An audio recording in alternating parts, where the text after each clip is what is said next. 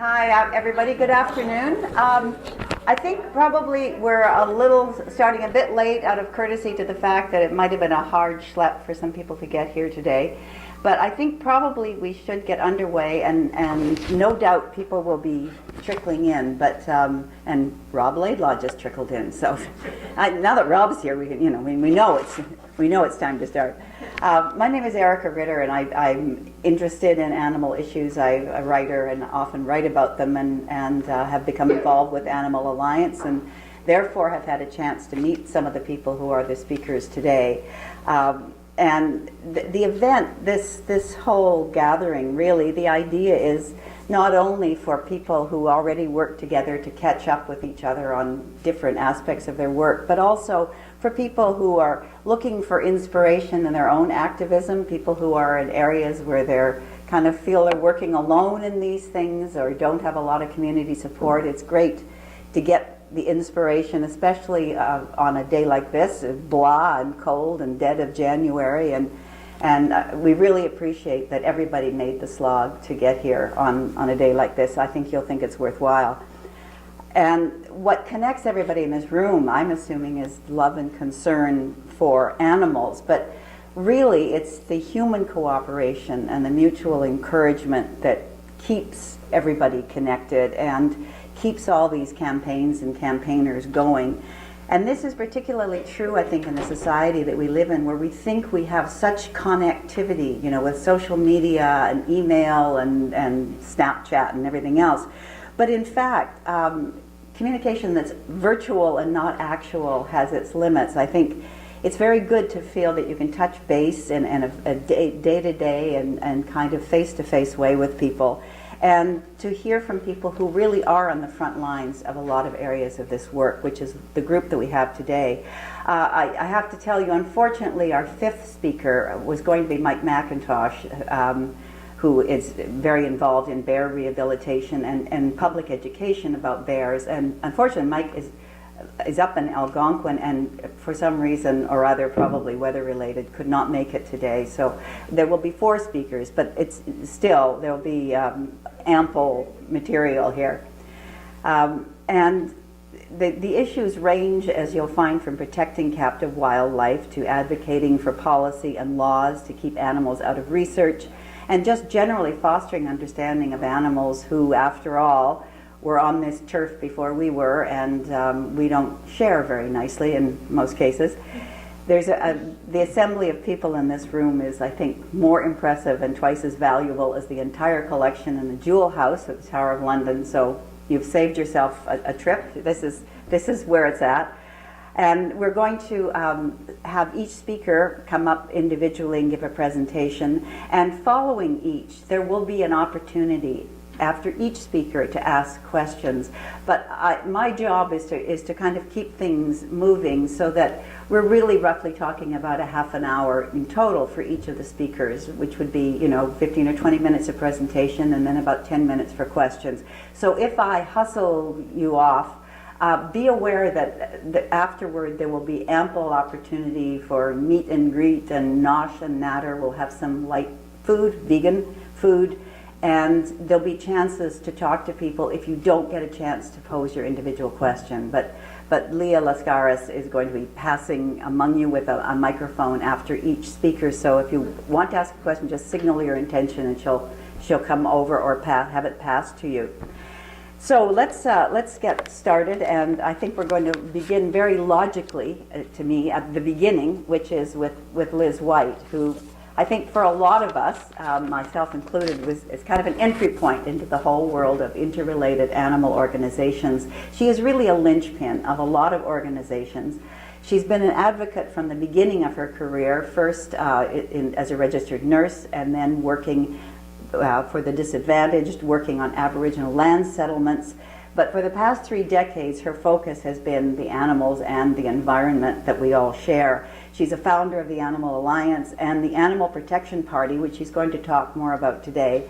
I met Liz when she was a candidate for the Animal Protection Party during a federal election campaign, and I was interviewing her for a book I was doing on human-animal relationships. So she invited me to come along door knocking with her, and she went out canvassing. And as you can imagine, if you know Liz, she's a dynamo at the door. She's articulate, approachable, knowledgeable, warm. Nobody turned her away, even if they weren't going to vote for that party or any party like it.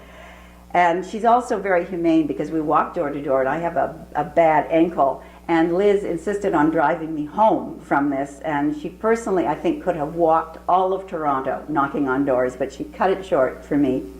And I feel she's been sort of chauffeuring me ever since to a wider understanding of the network of animal protectors and their relationships to each other. And this, as I say, spans here and around the world, and Liz is going to talk about that too. Here's Liz White.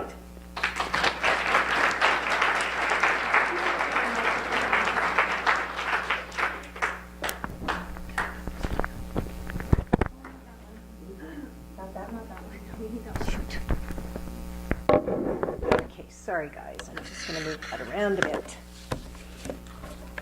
Well, thank you so much for coming. We actually decided to do this. We have a Christmas party every year, but we decided this year not to have a Christmas party and instead to do this. And I think actually this is a lot more interesting. We have more people here, and we'll have lots of opportunity to talk about all kinds of issues. So, sorry, taped to the floor. Sorry. Sorry. Very classy. Okay, so I'm going to talk about the politics of people, animals, and the environment. So last June, Jordan, who is our West Coast campaigner, and I attended a conference about farm animal transport in the Netherlands, and it was held by a group called Animal Politics Foundation. It is a foundation that was set up by a political party in the Netherlands called Party for the Animals. And both the party and the foundation, interestingly, are dedicated to enshrining rights of animals into the democratic process worldwide. It's a pretty lofty goal, in my opinion. The Party for the Animals describes itself as the first political party in the world that does not put short-term interests of man in the pivotal position, but the entire planet and all her inhabitants instead. So clearly this would be perceived as a party that was radical. Some may even say extreme. So the question is, how successful has it been? Well, in November 2006, the Party for the Animals elected 2 people out of 150 seats in the Dutch lower house. That's like our parliament. In 2015, the party elected a total of 50 representatives, 2 in the lower house, 2 in the upper house, 1 in the European Parliament, 18 representatives in 10 provincial states, 12 representatives in 12 cities, and 15 representatives in 8 Dutch water councils. That is from top to bottom, they have elected officials. And then in 2017, they won an additional 3 seats in the lower house, so that made up a total of 5. Both Jordan and I left that conference inspired. We met animal rights people who understood the critical role that politics plays in protecting life on Earth. We met people from 22 countries, people who were actively engaged in politics, many of whom had established animal rights political parties, some of whom were actually elected at various levels of government. And so real political change was beginning to take hold in the Netherlands. It was really inspiring. It was actually amazing. So the question is, how do we in Canada build on what we learned in the Netherlands, but within the Canadian context? Because of course we have constraints under the first past the post voting system. It's a much regressive kind of voting process. But there's desire, real desire, I think, for political change that we're seeing expressed in places like the Democratic nomination with Bernie Sanders, with the election of the 28-year-old Democrat who defeated a 10-term Republican incumbent in New York. There are many, many examples of people who are inspired to have change. So how do we, who want to protect animals and the environment, tap into desire for real change in our country? In the past and present, We have been forced to go hat in hand, begging politicians and governments and their bureaucracies to end animal cruelty and change the laws and end the suffering. Often we've been dismissed, and even when we have evidence on our side. But despite all the hurdles, we've actually had victories. We've won protection for animals. Animal Alliance and the Animal Protection Party has had some stunning successes, as has many organizations and individuals in this room who are working on similar issues. I'll just give you a quick list of 5 that are sort of a national example. We won a Canada-wide ban on the transport of compromised animals to slaughter. That remains in place today. We ended an Ontario Parks cormorant cull. We forced the University of Guelph to end the practice of live terminal surgeries, killing cats and dogs after they've been spayed and neutered by veterinary students. We stopped a number of deer culls in BC and Ontario, and we successfully intervened in the Supreme Court with Zoocheck and lawyers Lesli, Bisgould and Clay Ruby to prevent the patenting of life form, namely the onco mouse. So these victories are possible, and our victories are probable and even likely. And we should continue to fight those fights. They're very, very important. But I think we just need to recognize that the fight for fundamental change in our society requires us to be more politically engaged. We hear about the failure of young people to vote, and we worry about low voter turnout, and I don't blame anybody for this, have become extremely cynical about politics and politicians. When you watch Donald Trump and Doug Ford, there's every reason to be cynical. But I think we need to overcome our cynicism in order to make lasting change for animals and for all life forms on Earth through political discourse. Animal Alliance has always been a nonprofit advocacy group because of the extent of our political and electoral work. 10 years after the organization was founded, we conducted a 10-year review and concluded that despite amazing victories and animals saved, we needed to step up our game. What we had to achieve so far was good, but not good enough. So we formed an entity called Environment Voters. This is back in the time when it was much harder to form a political party. And it operated between 1999 and 2006 and participated in third-party activity in federal, provincial, and municipal elections all across the country. And I'll just use one example. We entered a fight in the city of Winnipeg, who had a contract with the University of Manitoba to sell all their dogs to research. And we attempted to meet with the mayor and city council and others, and they refused to change that legislation. So ultimately, after a year-and-a-half fight, we entered the municipal politics. Glenn Murray was the mayor at the time. Glenn Murray used to be cabinet minister under Wynne government. And so we entered into the game. We supported candidates and went out and canvassed, put out literature for the candidates who wanted the practice to end. We ran radio ads against the mayor. If Mayor Glenn Murray can't even run a dog pound, what makes you think he can run a city? 3 weeks after the election ended, the mayor and council were so inundated with opposition from residents that they canceled the contract at the university, and that stands today. So we know electoral processes and electoral politics can work for real change for animals and the environment. But despite our involvement as a third party, we had serious constraints under the election laws. In many places, they were narrowing down what third parties could do. And then amazingly, in 2003, the federal political landscape changed thanks, interestingly, to the Communist Party of Canada. The party, and it's the second oldest party in Canada next to the Liberals, very interesting party, waged a 13-year legal battle with the federal government for its survival. It had been deregistered for failing to run the required 50 candidates in the election. However, took the thing to the Supreme Court, and in Figueroa versus Canada, the court struck down the 50% minimum as being unconstitutional, and the federal government was forced to amend the Canada Elections Act and allow political parties to become registered, provided, after a number of other requirements, provided they run one candidate. So all of a sudden, this world of politics was opened up to people who wanted to do this kind of work.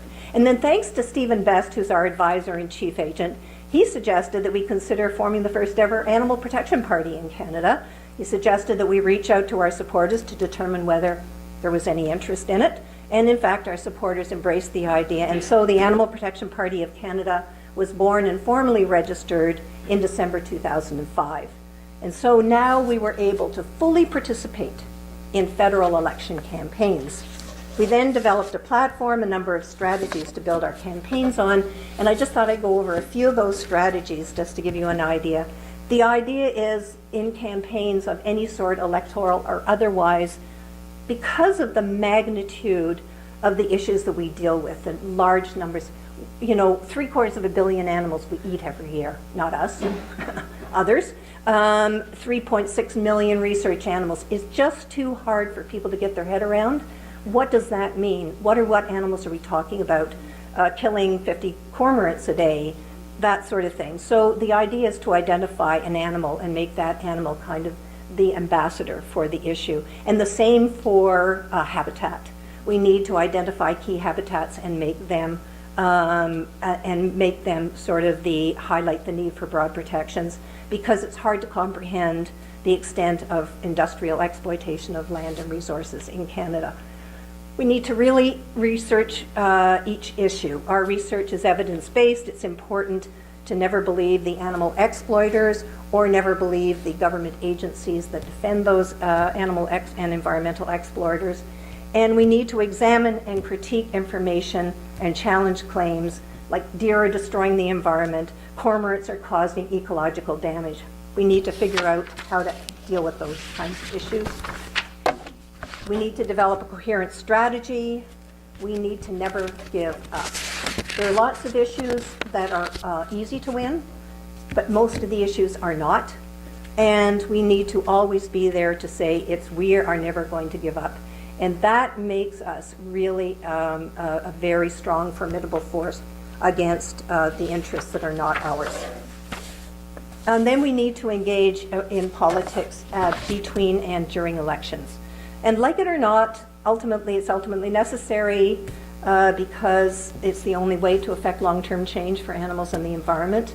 Politicians are the gatekeepers of the legislation. They decide what animals live and die, what level of cruelty and suffering is acceptable, what exploitation is necessary for human entertainment and progress. With over 50 elected representatives at all levels of government, the Party for the Animals in the Netherlands provides a constant pressure to move forward on the agenda to protect animals, not backward. So how do we start? How do we begin to achieve what the Party for the Animals has been able to achieve? We have a much more challenging job because we have a first past the post system. So we just need to figure out how to affect change. So we need to acknowledge and embrace electoral politics and understand the importance of our participation in it. And we need to develop election campaign expertise at all levels of government.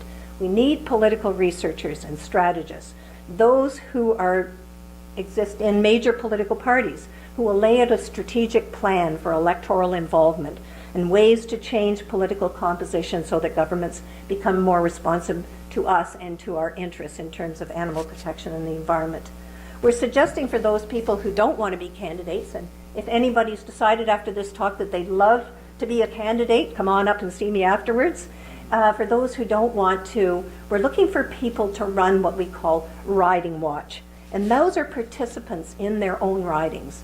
And what we're looking for are people who will be responsible for researching the riding, who the candidates are, what's the voting history, and for people to keep tabs during the election on the candidates, on public events, on all candidates meetings, and to have animal protection people there at every single all candidates meeting, asking every single candidate, what are you going to do to protect animals and the environment? And can you imagine if at every all candidates meeting in 338 ridings across this country that happened? That would be a national discussion. We would have some degree of control over the debate, and I think we would see some interesting change that might come out of that. We have Facebook, Twitter, Instagram, all kinds of social avenues that we've never had before, that we can actually build a national commentary if people decided that they wanted to take this on. We need to fight the first past the post system, obviously, but that's a long-term goal. We need to campaign for minority governments because under the first past the post system, they work better for us. If everybody has to talk to each other to get a piece of law passed, it tends to be a better piece of law. The idea is to demonstrate at the end of the day that political parties, that there are consequences for positions taken on animal protection and environmental issues. And those consequences can be positive and they can be negative. So without serious political involvement, we will continue to see the demise of such bills as 246 and S214. We will see amendments to animal transport regulations continually undermined and weakened. We will continue to fail to meet our climate change targets. We will continue to deny the main causes of climate change, such as intensive animal agriculture. We will continue to be a throwaway society whose economy is built on ever-increasing consumption, clearly not sustainable. We will continue to go hat in hand and beg for change, and we will face a dismissive and arrogant Trudeau who could not even pass the most minimal changes to the criminal code section. And we will face a Ford government who seems intent on encroaching on protected areas and facilitating the destruction of double-crested cormorants. We have a real opportunity to acquire power. The Animal Protection Party has been in existence since 2006 and is the only animal rights party in Canada. We have an incredible opportunity at the time when voters are deciding who they're going to vote for and how they're going to vote. And we're at a time when candidates are asking for their job back. This is more time when people are listening to what we have to say. We can run candidates, spend money, run national ads. We have all sorts of potential to begin to change the dialogue in politics in Canada. I think we should stop begging, and I think we should become political. We should acquire sufficient political power and demand real legislative change that will protect animals and the environment in the long term. Thank you.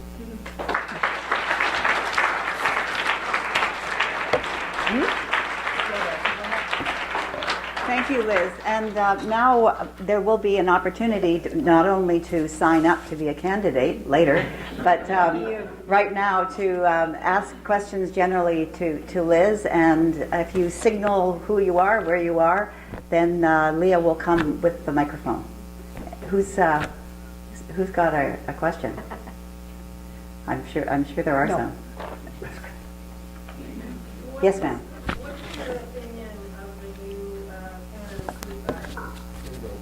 Did you hear that question? Because it's the opinion about the new Canada Food Guide.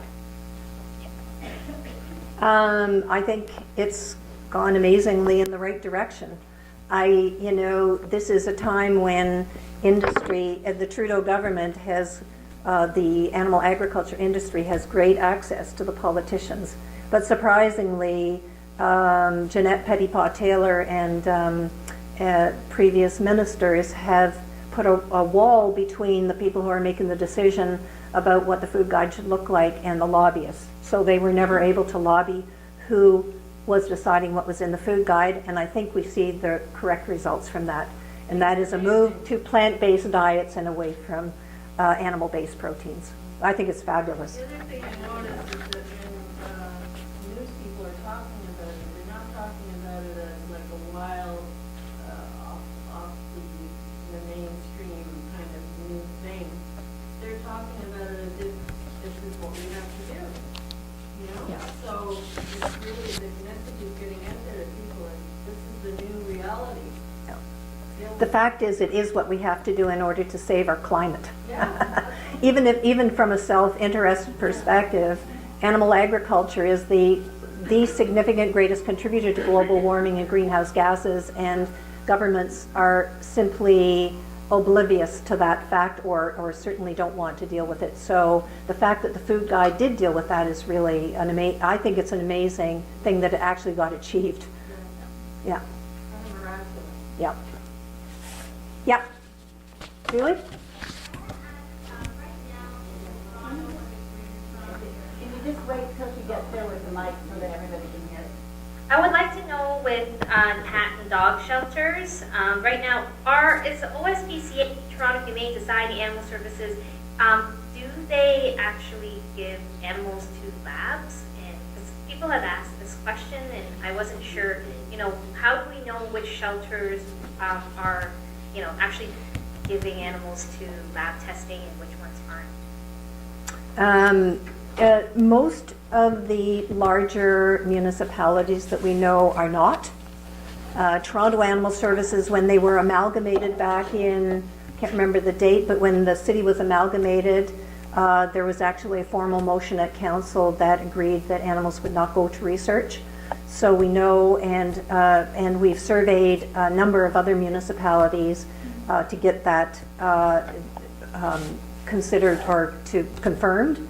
However, there are 440 municipalities in Ontario, a number of them which don't have dog and cat bylaws at all, a number of them which only have dog bylaws, and very little information about what happens to the animals.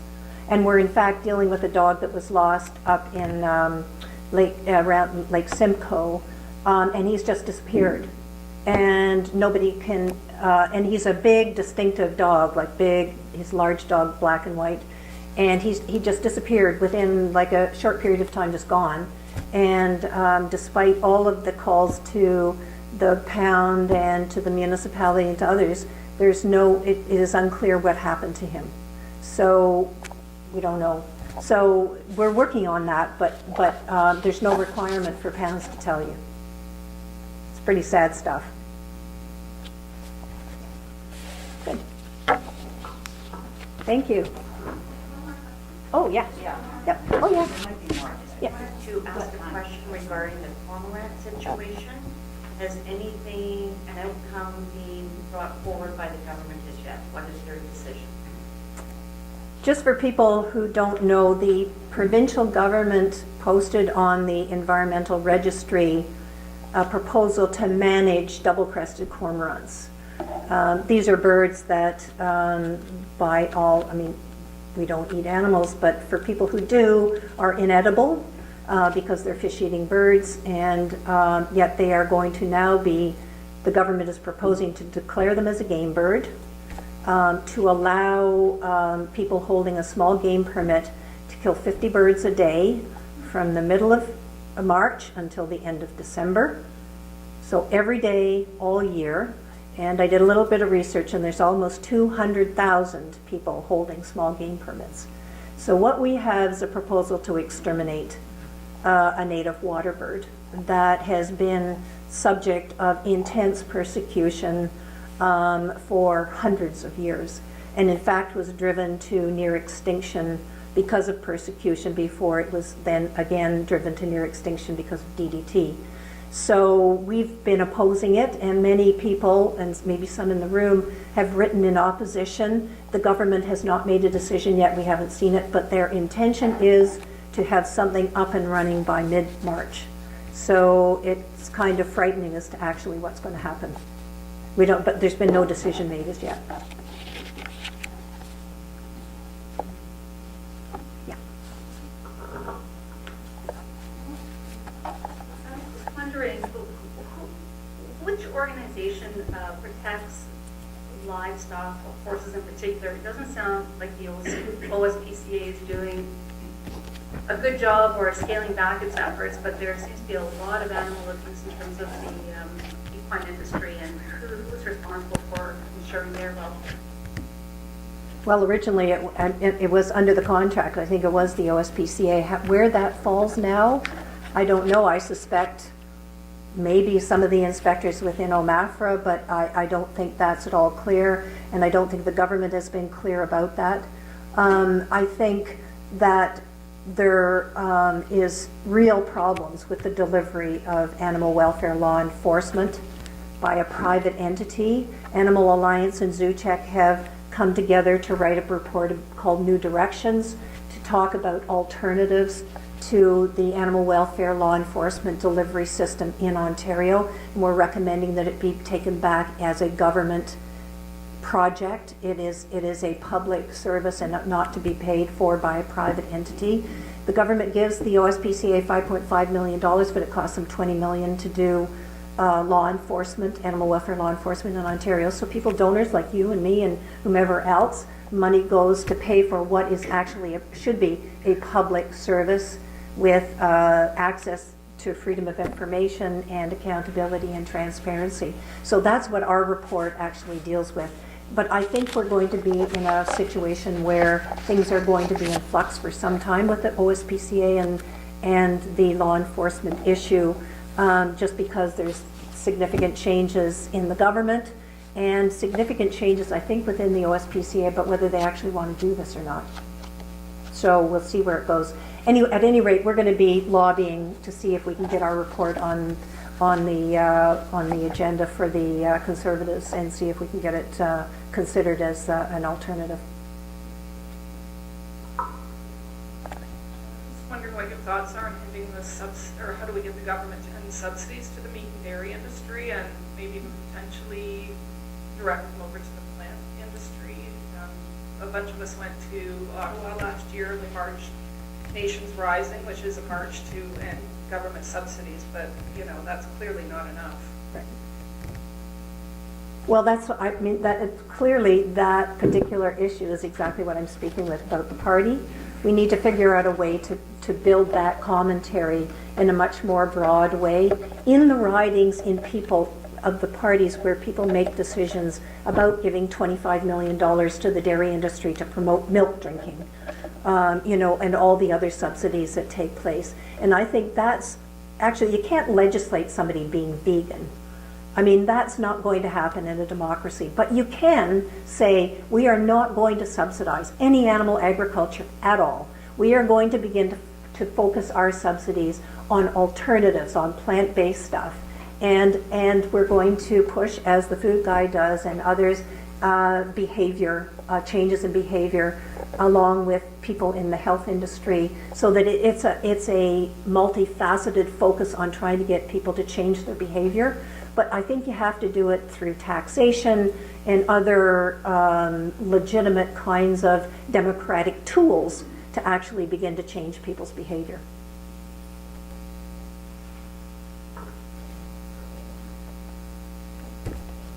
I actually have a note to speak on that. I do have a petition with me today on behalf of Nation Rising, and one of our asks is ending animal agriculture subsidies and transitioning farmers to plant-based agriculture. I will be delivering this to Nathaniel Erskine-Smith, who is a vegan MP, and he has agreed to read it in the House of Commons. Excellent. So that's one part of the step. Good. Good. Okay, done. Thank you very much.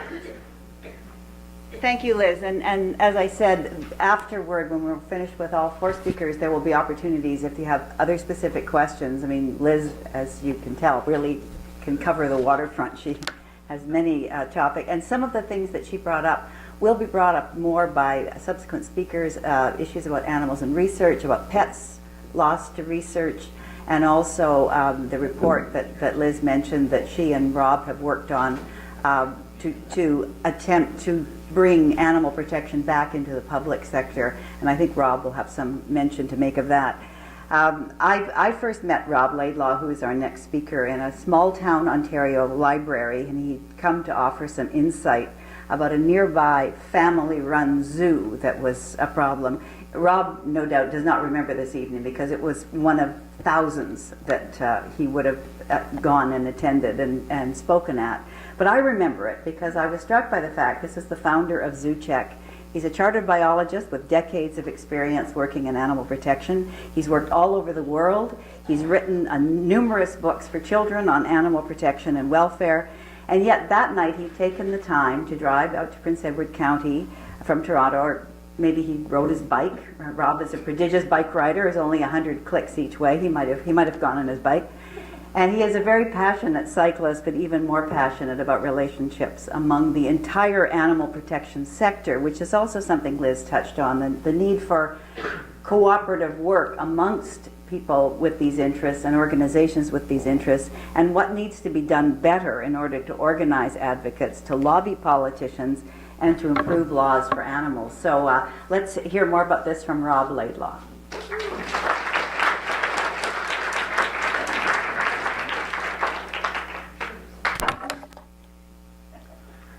Whenever you're a speaker at one of these events, it's always a challenge to say something that you think is meaningful and is going to be meaningful to the people who attend. And I know that as speakers, we all want to say something that resonates with you, the audience.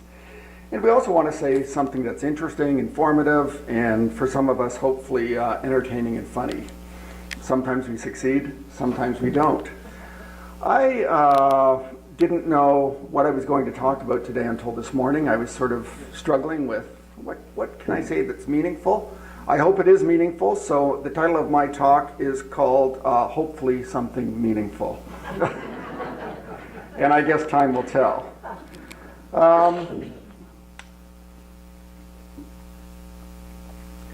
I really like to change it up when I speak. I don't have any sort of stock speeches that I give, and even if I'm talking about the same topic 5 days in a row, I'll change it up each day because I can't stand listening to myself repeat the same things over and over again, and I'm sure people who attend multiple talks can't either. So I like to switch it up and make it interesting. So I wanted to talk today a little bit about something that I haven't really talked about very much ever before. So hopefully it works. And what I wanted to do is tell you a little bit about what it was like when I started, which in 3 months will be 40 years ago. Never would have believed that. A little bit about my observations of what things are like now, some of the things that have discouraged me over the years, and some of the things that encourage me, and then a little bit about how we might be able to make this movement a little bit better, a little bit more effective for animals, and hopefully for other sectors as well, like the environment and for people as well. So I started out 40 years ago, and it's really interesting because you never think of yourself as being in something this long or as getting old. And I remember being in the office a couple of years ago with my colleague Julie Woodyer, who some of you may know, and we have interns come in every year and work for us, and you know, they're always 18 or 20 or 22 years old, and one of them had referred to us as the elders. And Julie in particular didn't know whether to slap her or to say, gee, thank you very much, because it obviously means lots of wisdom and experience. We don't know if it just meant old or whether it meant something more positive than that, but neither of us liked it.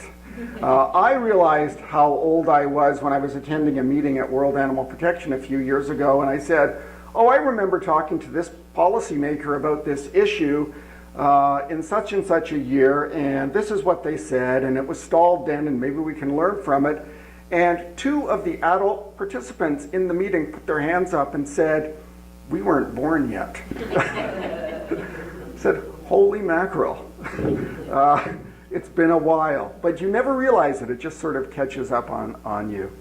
Now, when I started, it was kind of interesting. And the exercise of looking back and thinking about when I started was interesting to me personally, but I think it's interesting when you talk about it to others as well, because back when I started, I wanted to get involved in animal issues, but there were no groups.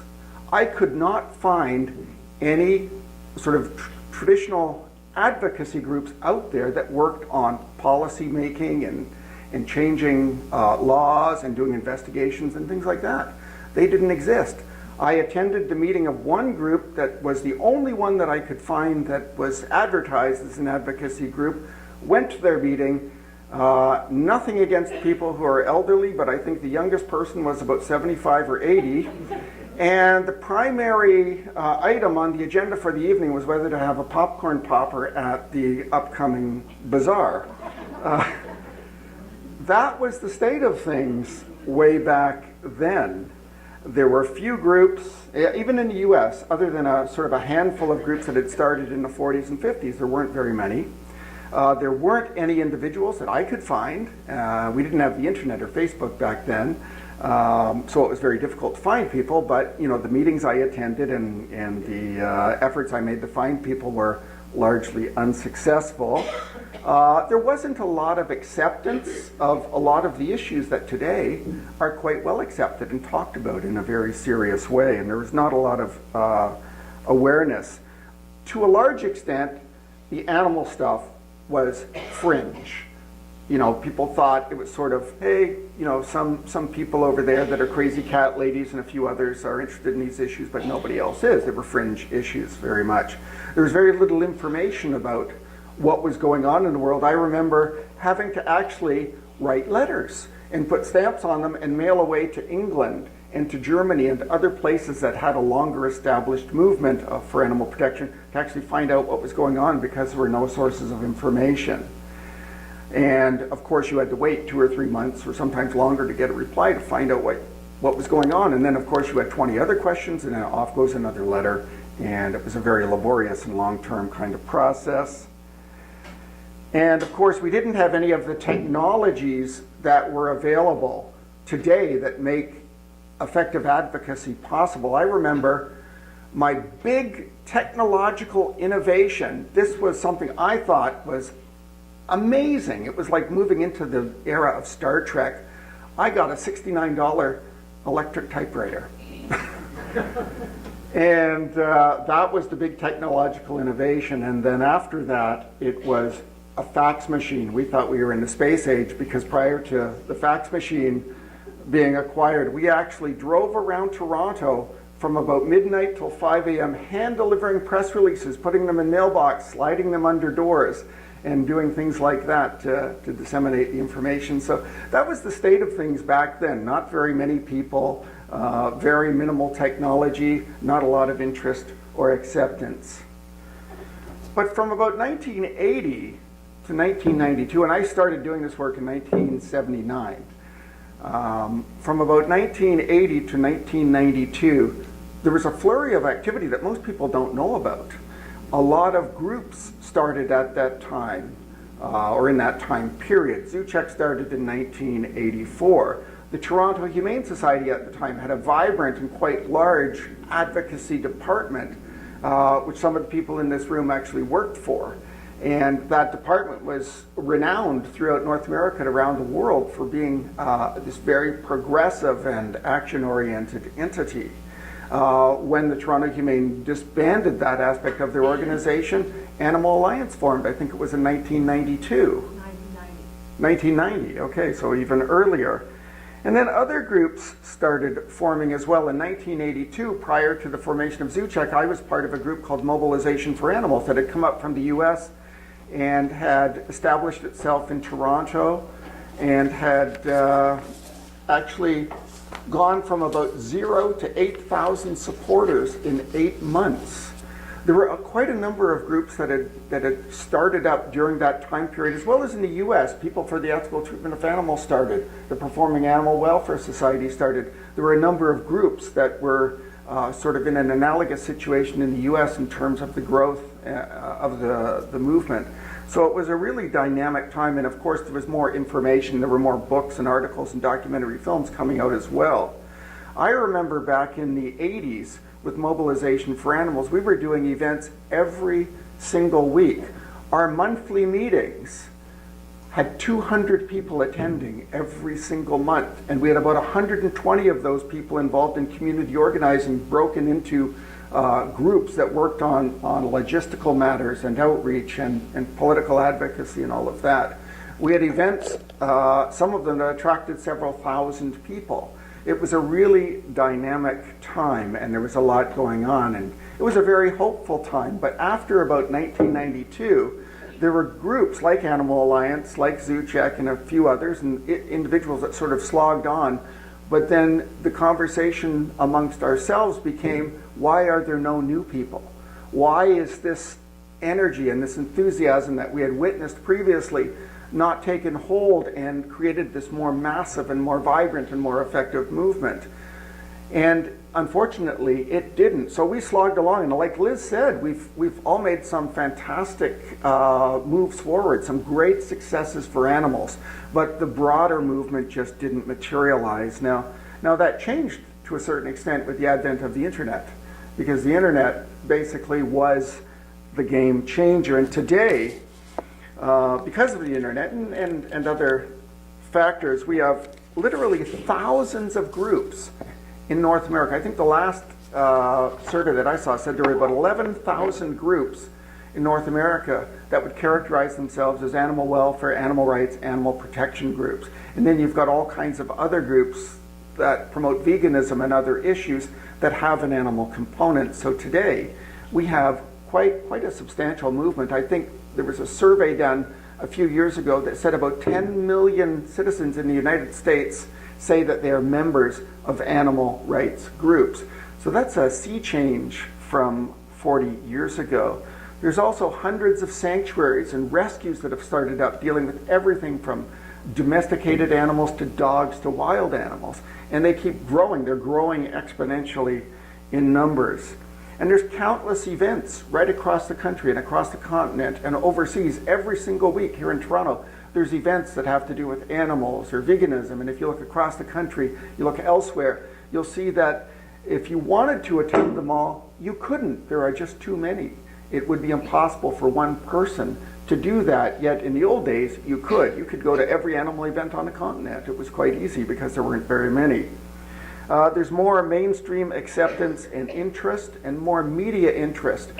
20 years ago with the media, it was like with being in the political arena. These were fringe issues, but now everywhere in Canada, when we approach media, we don't find them treating these issues as fringe issues. They treat them as deadly serious, and I know Animal Alliance has done the same, and we've done it. We've cultivated media right across the country that want more information, want to get involved in these issues, and for many of them who do opinion columns and other things like that, where they're allowed to voice their own views, they have actually become advocates for animals. So no longer are these issues fringe in the media. And we don't find them to be fringe issues politically as well. Certainly not at municipal level, maybe a little less so at the provincial or federal level, but even at those levels we find that while we don't see the political movement we would like, there still is a lot of interest, a lot of people taking these issues very seriously.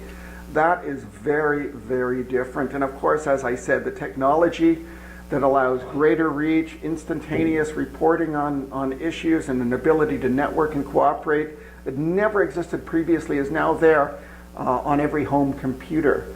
It is so different now than it was 40 years ago. It's almost beyond belief. Now, that would seemingly bode well for everything, that we should have this massive movement that is more effective with each passing year because we've got the tools and we've got the people. But that's not necessarily been the case. And that's one of the things that really, really discourages me, because I think we have the potential to do so much more. You know, so while the interest, awareness, and numbers have skyrocketed, some other aspects of this movement just haven't come to fruition. And one of them is cooperation. And I've seen a lot of sort of groups and individuals going off in different directions in recent years. In the past, and I'm talking in the 80s and 90s and before that, all of the groups tended to focus on things and band together and cooperate and help each other. But today, I think, and it may partially be due to the numbers involved, but I think there's been a lot of people going off in different directions and not supporting each other. And I think that if we want to be effective, especially as Liz said, be an effective political force, that we have to cooperate more and we have to unify far more than we are now. I don't know, because I'm guilty of this too, I don't know what a lot of groups now are doing, and I should. And I'm sure that a lot of other groups and people out there don't know what we're doing, groups like Animal Alliance and Zoocheck. So I think there's a desperate need to cooperate more and to unify to some degree, because it's that old saying, together we're stronger, together we will be stronger. Now, with all those people and these resources, this networking, the Twitter and Instagram and all that, there's a greater number of activities. As I said, you know, you could never go to them all if you wanted to. And unfortunately, a lot of people, they don't really understand how change works. but they have a lot of enthusiasm. They're very motivated. They want to help. They want to get active. And we get hundreds, if not thousands, of events that are occurring that occur outside the context of a larger strategic campaign. So they're isolated events that they're nice events, and you know, maybe a few people learn something, but they don't really have a strategic purpose. And I think that we have to become aware of that, and we have to become better at using our events to achieve change, because with only a very few exceptions, this sort of proverbial making noise, you know, attracting attention to an issue, isn't going to achieve anything. Almost every event and activity should be tied into achieving a very specific strategic goal. And I think all of us, and particularly the people that are protesting all the time, and I'm in favor of protests, absolutely, they're a wonderful change vehicle, but I think every activity that's done has to be tied into specific strategic goals, or else you're not achieving anything except maybe feeling better or getting into some type of social situation where you're with your friends who think the same. I also think that when we're looking at protests and events, we've seen lots of them, like the congregations of people who would collect down in front of Marineland in Niagara Falls and chant and, you know, try to make a ruckus and attract attention and turn away customers to the marine park. And then the protest would dissolve and people would go to a vegan restaurant, or they'd go home and they'd just go about their business. I think there's, on many of these events like that, these failed opportunities. Because if you look at other movements and how they've survived and how they've prospered and how they've become effective, you see that when they get events and protests and these other vehicles in which you have large numbers of people assembled, they use those events as a platform for community organizing. So they don't just say, hey, let's make a few speeches, let's have a few banners, let's chant, sing, do those normal things that you do at these types of events, and then we all go home. They say, let's capitalize on that energy, that collective drive that people get, that motivation that people get when they're at these things.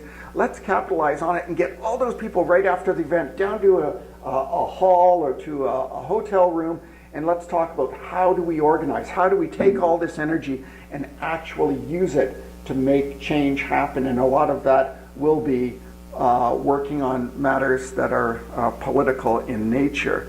And that's something that has been a failed opportunity with so many protests in Canada, not using the fact that you've got all these interested, motivated people at a place to get them somewhere and get them doing community organizing. That has to change.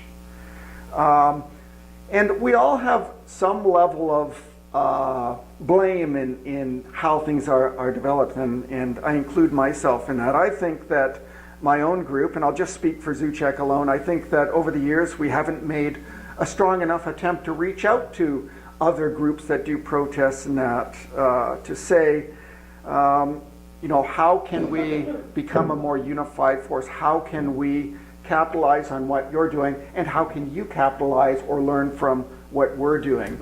I think we have to do a better job at that.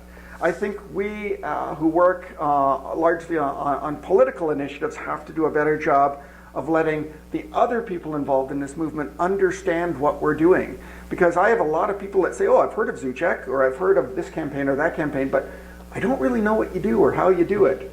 I think we have to do a better job in letting people out there, because not everybody wants to do what we're doing or can do it, but I think there's probably a proportion of people out there that say, I like doing this and I like doing that, but it's not enough, or maybe my skills are better used over in this other direction.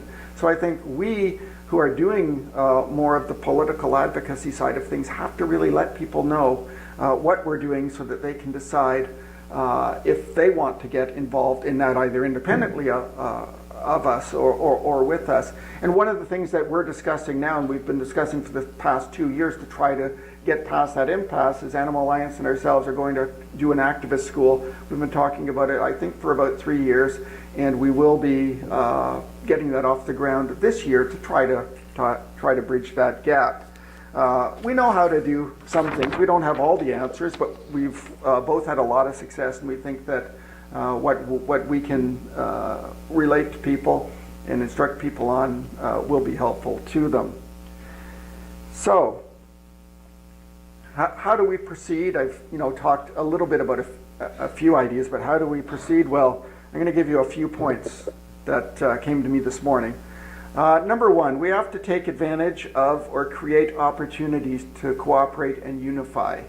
I don't think many of us have really done that, or at least not in an organized, intelligent way that we should. So we have to take advantage of and create opportunities to cooperate and to unify. Number two, we have to learn from each other and from other effective modern movements as well as historical movements. A lot of the way that people operate today with protesting and all that, they're looking back at the civil rights movement or the anti-slavery movements and things like that, and there are tremendous lessons to be learned. But I think we also have to look at what was learned from the more modern movements, what was learned from the indivisible movement, fighting the Trump agenda, what was learned from the Occupy movement. We have to look at modern movements as well, not just historical movements, because if you base everything on what was learned back in the 19th century, it may not work today. So we have to learn from movements and from other sectors that are involved in movements: environmental, affordable housing, poverty relief, etc. Number three, I've mentioned it already, we have to become more strategic. And that means we have to realize that isolated events rarely, if ever, achieve the kind of change that we want. All events and all activities should be part of larger strategic initiatives. Number four, we have to make sure that every event that we do and every assembly of people has a community organizing component. Critically important. That's what you see in other successful modern movements. Number five, we have to have the courage to admit that when something isn't working, we have to have the courage to admit when something isn't working. A lot of us can't do that. We do a protest and we convince ourselves that, hey, that was effective, when in fact it wasn't. A lot of the things I do, I sit back and I say, was that useful? Should I have done it? Could I have done something better? We have to do more of this self-reflection and self-analysis so that we get better. And we don't just keep doing the same things over and over and over again and expecting them to get a result that will never happen. So we have to look at that and not convince ourselves that something that doesn't work does. Number six, as a movement, we have to reach out and find a way to connect and involve other kinds of groups that we may not have tried to cultivate previously. And I think one of them is religious groups. Now, I'm a diehard atheist, but I think it's critically important that we try to connect with religious groups, organized religious groups. They have the numbers, they have the organizational power, and in many cases they have the political clout. And I know George Monbiot, who a polemicist out of England, he writes a column that hundreds of thousands of people read every week. He said that it's crazy that, he was talking about the environmental movement people, that they hadn't joined with the people in the religious side of things, because, and he used an example in the United States where I think it was the 5 largest environmental organizations in the United States were doing a climate change rally on Capitol Hill in Washington. And they collectively, I think, got 20,000 people out to this event, which had been the biggest event at that time to try to address climate change. And George Monbiot said, well, there are single churches in the United States that get that greater numbers of people every Saturday and every Sunday, and during the week as well. And that's just one church, but there are hundreds and thousands of churches like that that bring these masses and masses of people. And many of them are socially conscious. They are interested in environmental issues. They are interested in animal issues. They are interested, obviously, in poverty relief and disease and all those other things. There are people, large numbers of people in those religious communities that do think like we do, and we have never tapped into them, and we should. And then, of course, as Liz said, and as I said, we have to learn from people in the political arena.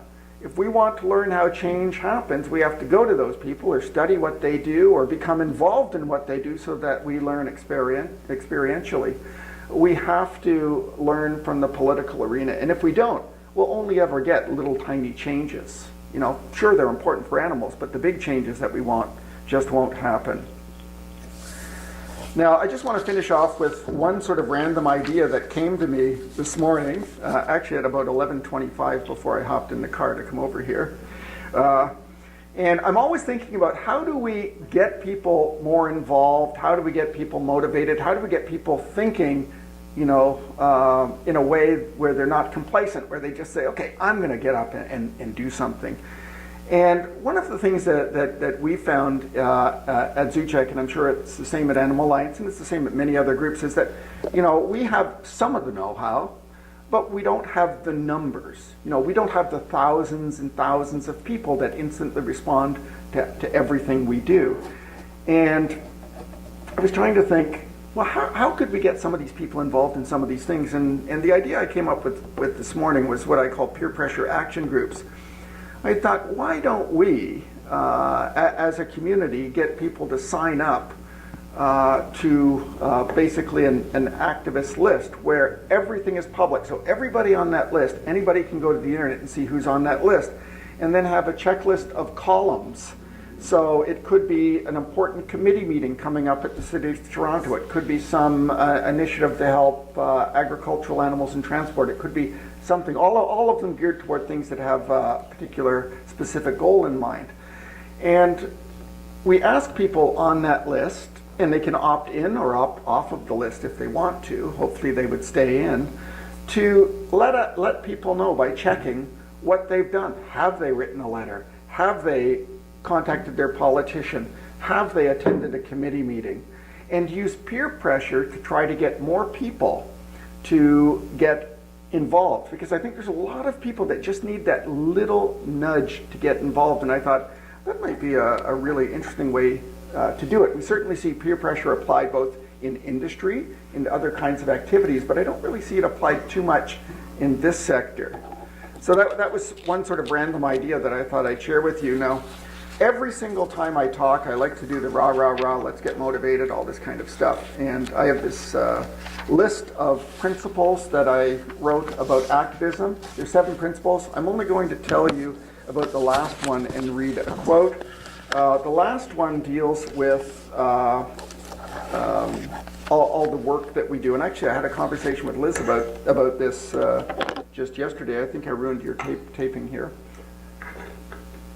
I had a conversation with Liz about this very subject, and it's the fact that when you enjoy doing this work, you do it far more vigorously and aggressively, and you never burn out. And the conversation that Liz and I had was all the political work, you know, the machinations of getting change to happen. We both love that stuff. A lot of people don't. But if you can learn to love this work, learn to love the struggles, then you never burn out, and I think you just can get better and better and better as you go. And I, in my 7 principles of activism, it's rule number 7, and it's 3 words: enjoy the fight. You have to learn to enjoy this work, enjoy making change happen.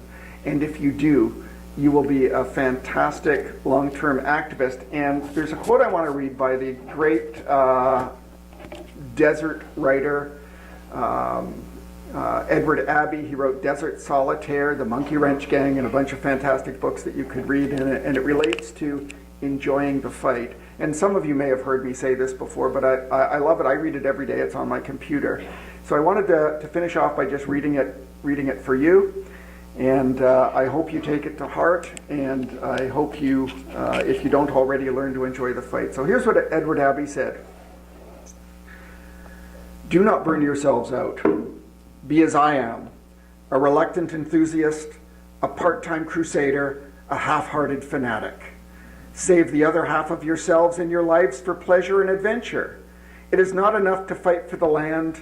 It is even more important to enjoy it while you can, while it's still here. So get out there and hunt, not that we would, and fish and mess around with your friends. Ramble out yonder and explore the forests, climb the mountains, bag the peaks, run the rivers, breathe deep of that yet sweet and lucid air. Sit quietly for a while and contemplate that precious stillness, that lovely, mysterious, and awesome space. Enjoy yourselves, keep your brain in your head and your head firmly attached to your body, the body active and alive. And I promise you this much. I promise you this one sweet victory over our enemies, over those desk-bound men and women with their hearts in a safe deposit box and their eyes hypnotized by desk calculators. I promise you this, you will outlive the bastards. So never give up. Thanks. One question. I think that we probably have time for maybe a question for Rob. But no, I mean, you can cover your time period any way you want, and he certainly said a lot of provocative things. So if there's one thing that anybody would like to ask at this point, and again, there will be lots of opportunity afterward to talk generally to everybody. I think Leah's just going to head where she saw the first hand. So I think if you don't mind holding your question for afterward, that'll be great. Thanks, Rob. That was amazing. I do go out on the streets and hunt. I hunt for the people who are wearing fur on the streets. And just to give a shout out to activism on the streets, Zip Off the Cruelty is a thing. We have leaflets where people can actually approach people on the street. I know everyone is concerned in the winter, it's thoroughly depressing. But feel as though you can approach people, empower yourselves to speak up to those that are wearing fur. And Rob, there's a list of events that people can look at animalrightstoronto.com or Animal Rights on Facebook. You can submit events if you know there's a vegan animal rights event happening, then please submit events and then everyone can attend. One more?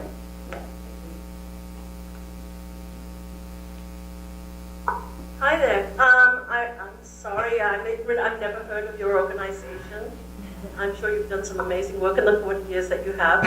I wonder if anybody has actually done any outreach to schools, develop people young, and help children relate to how this movement has to do with their survival, how they eat.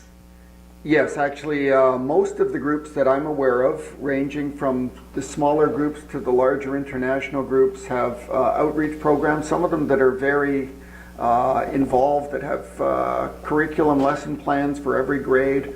You know, there are many like that, and there are others that do it on a more sort of opportunistic basis, where they will try to take advantage of opportunities going out into schools to talk about particular issues.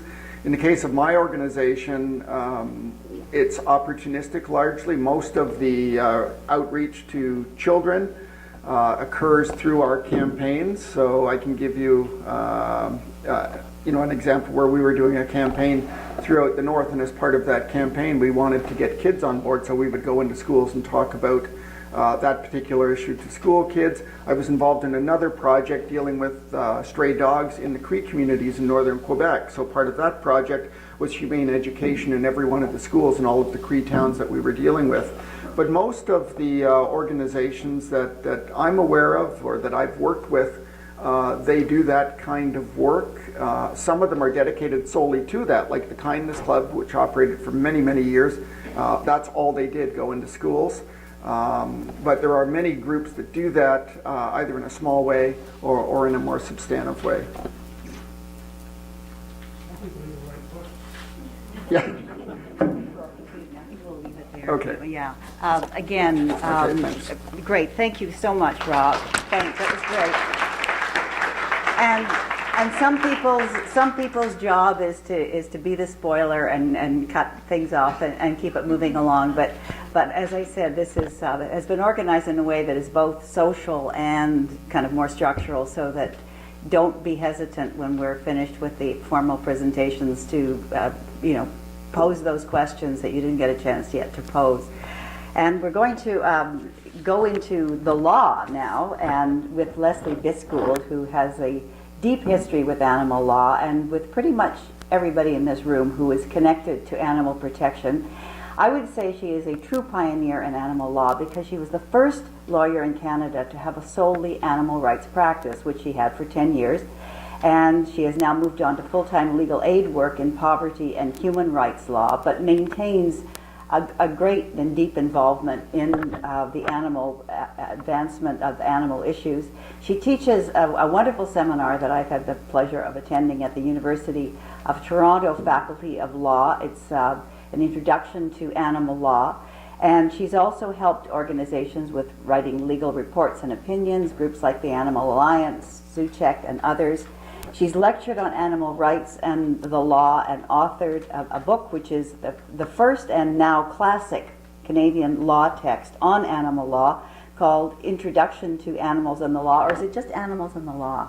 The latter? Okay, Animals and the Law. The course is Introduction to Animals and the Law, but yes, and the book is Animals and the Law, and she is in the process of revising it now. But it's an amazing text that covers an incredible amount of every aspect of animal life, which is bound up with the law, which is an amazing number of things to do with animals have also to do with the law.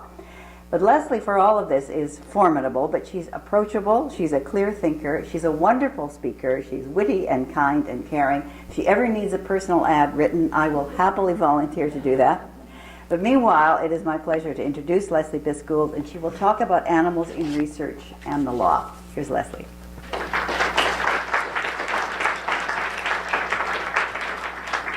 That's a lot of pressure, actually, to live up to. I don't know about that, but the affection is mutual. So hi, everybody. It's wonderful to see you here and to see that everybody made it out on this snowy Sunday. And I'm really glad to be here among this wonderful group of people. So as you know, when you're talking about the terrible things that humans do to animals, there are so many different topics to choose from. We can talk about animals in agriculture, or there are hunting and trapping and other wildlife issues, circuses, it's endless. But Troy, who's speaking after me, and I are both going to talk about animals in research today. And here's a strange thing to say. I love to talk about animals in research.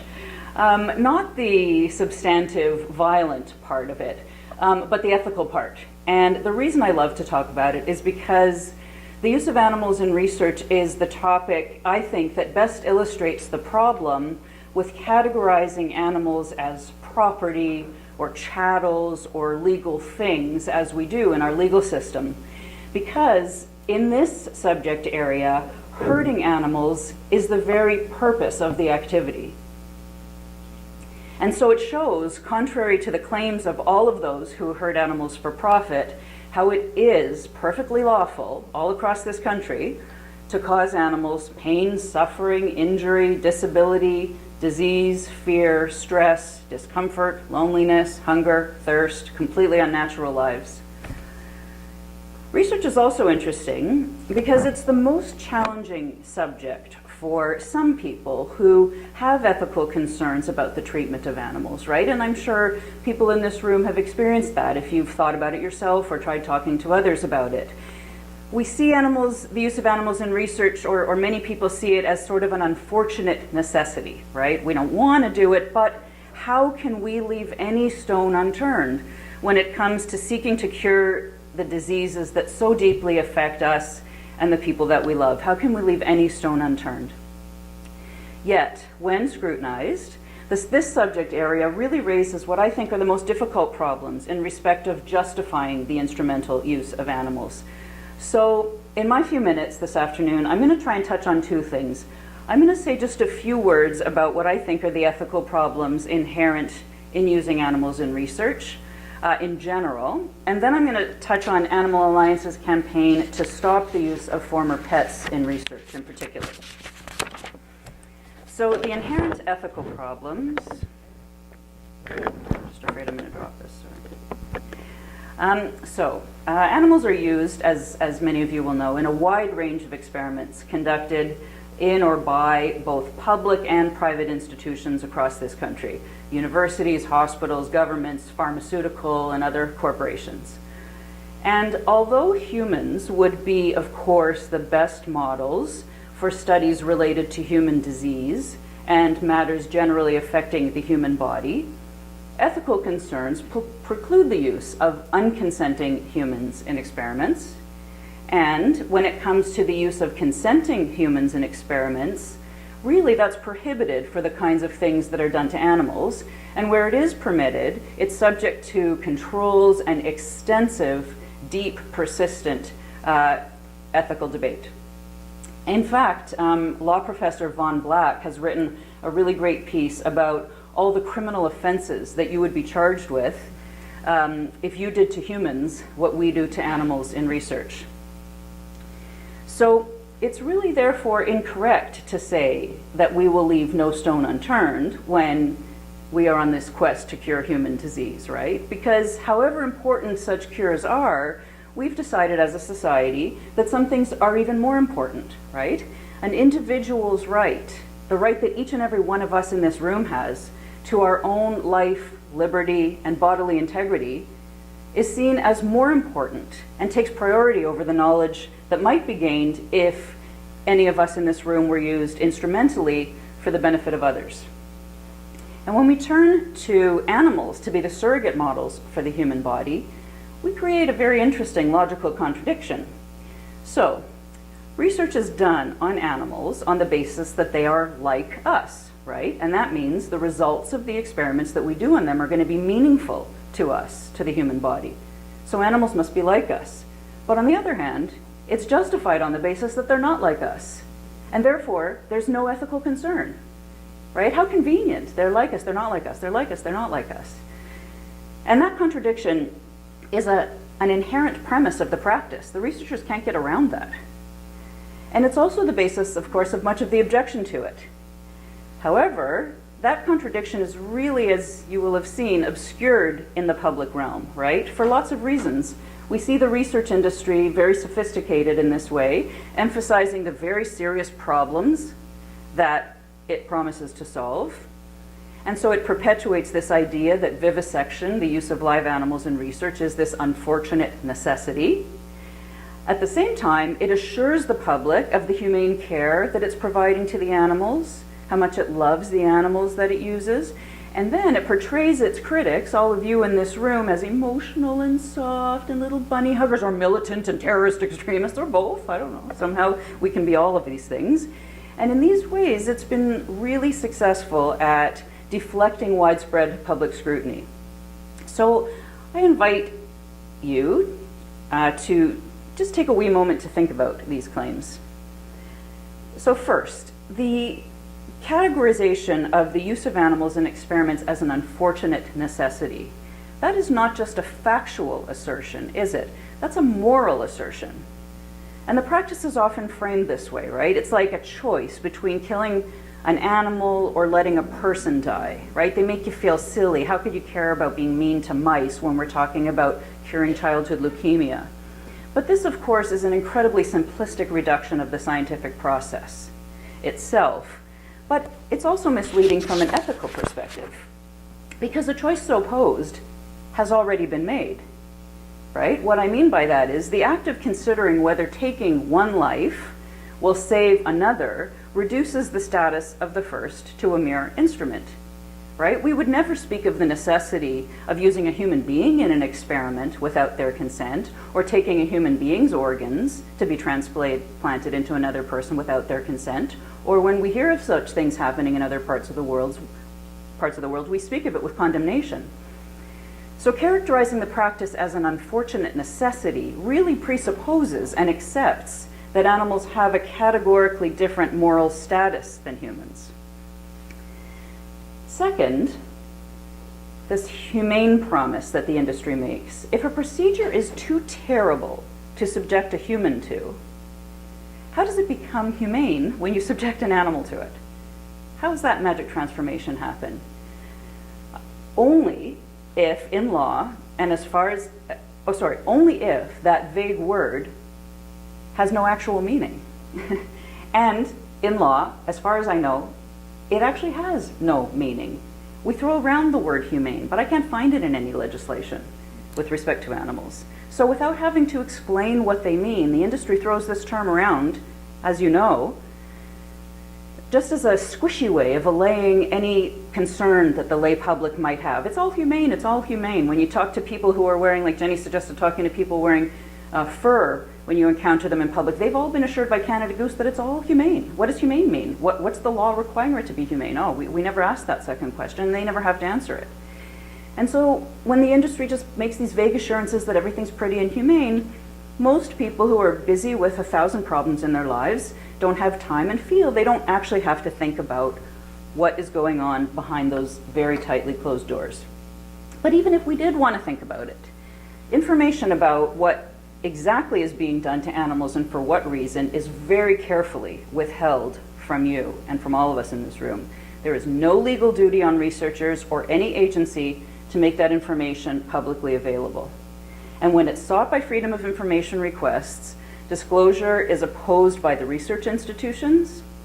It's opposed by the CCAC, the Canadian Council on Animal Care, which is the national voluntary organization that's responsible for setting and maintaining and overseeing the implementation of standards for animal ethics and care in research across the country. We have no federal laws governing it. And then when any disclosure is actually made, it's very heavily redacted, right? Covered with black lines so that you can't read what's there. So with scientists seen as what Charlotte Montgomery called the miracle workers of the secular age, deference is completely given to the industry to determine what is necessary and humane and to decide completely for itself what is acceptable practice. Now, Ontario is the only province in Canada that has legislation specifically dedicated to animals and research, and it's called the Animals for Research Act.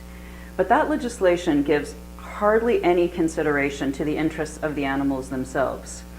And this is particularly troubling when we consider that this is a competitive multi-billion-dollar industry, or industries.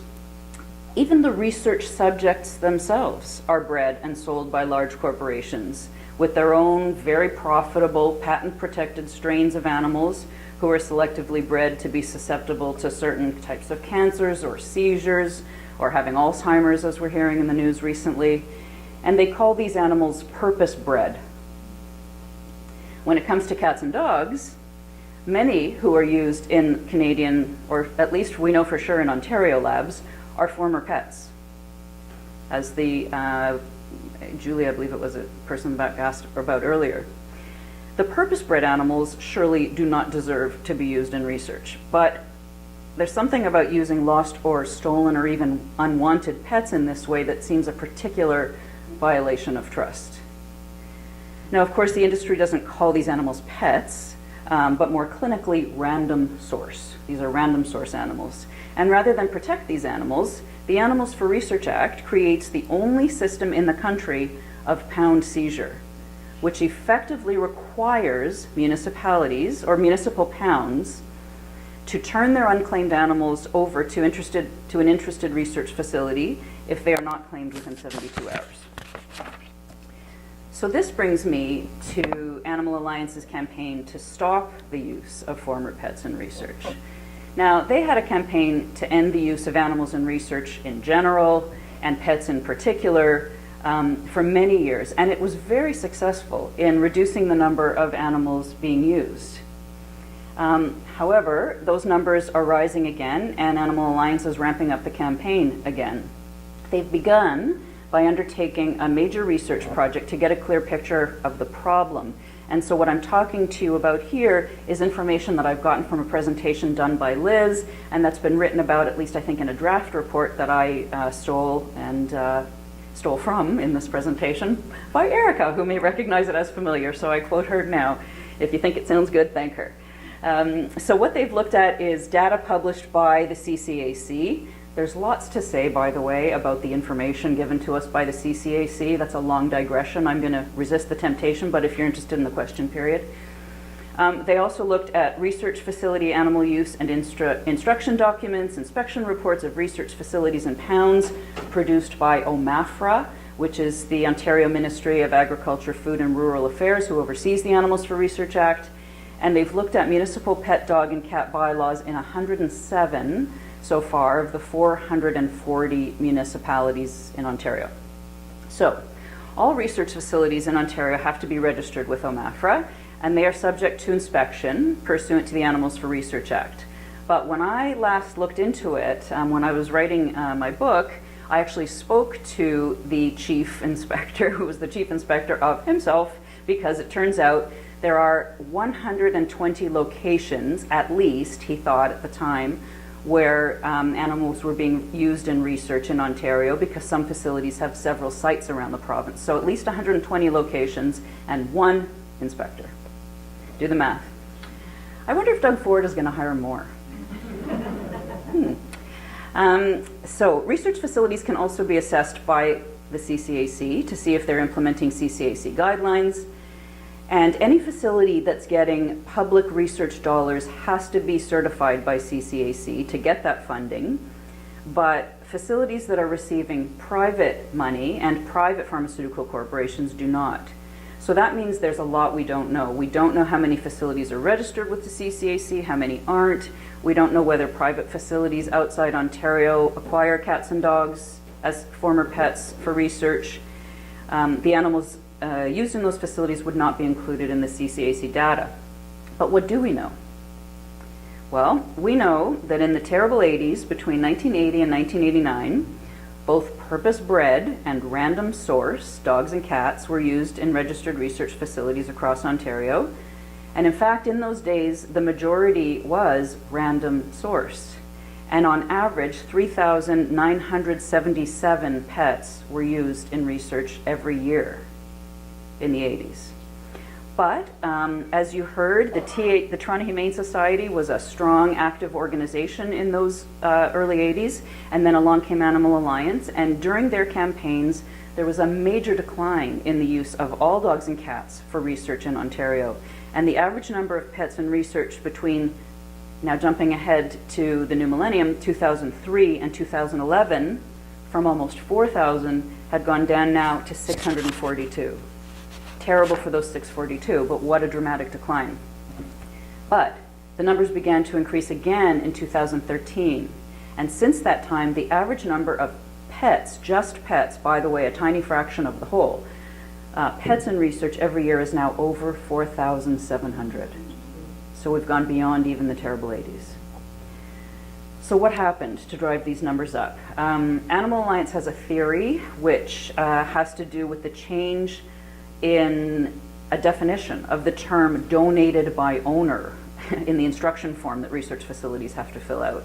I'm going to leave it at that. If you want to talk some more about that in the question period, we can do that.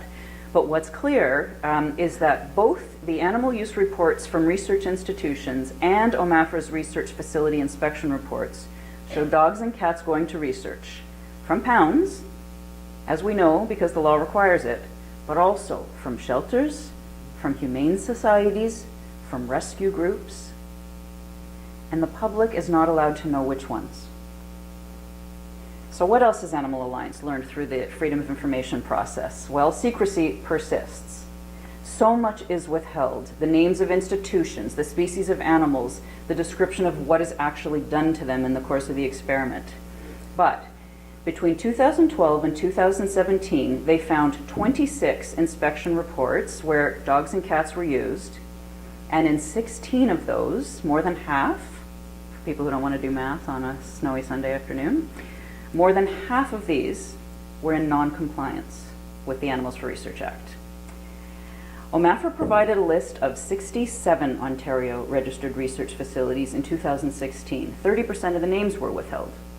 Of the 67 facilities, approximately 20 were using dogs and cats in research, and of those, approximately 11 were using pets.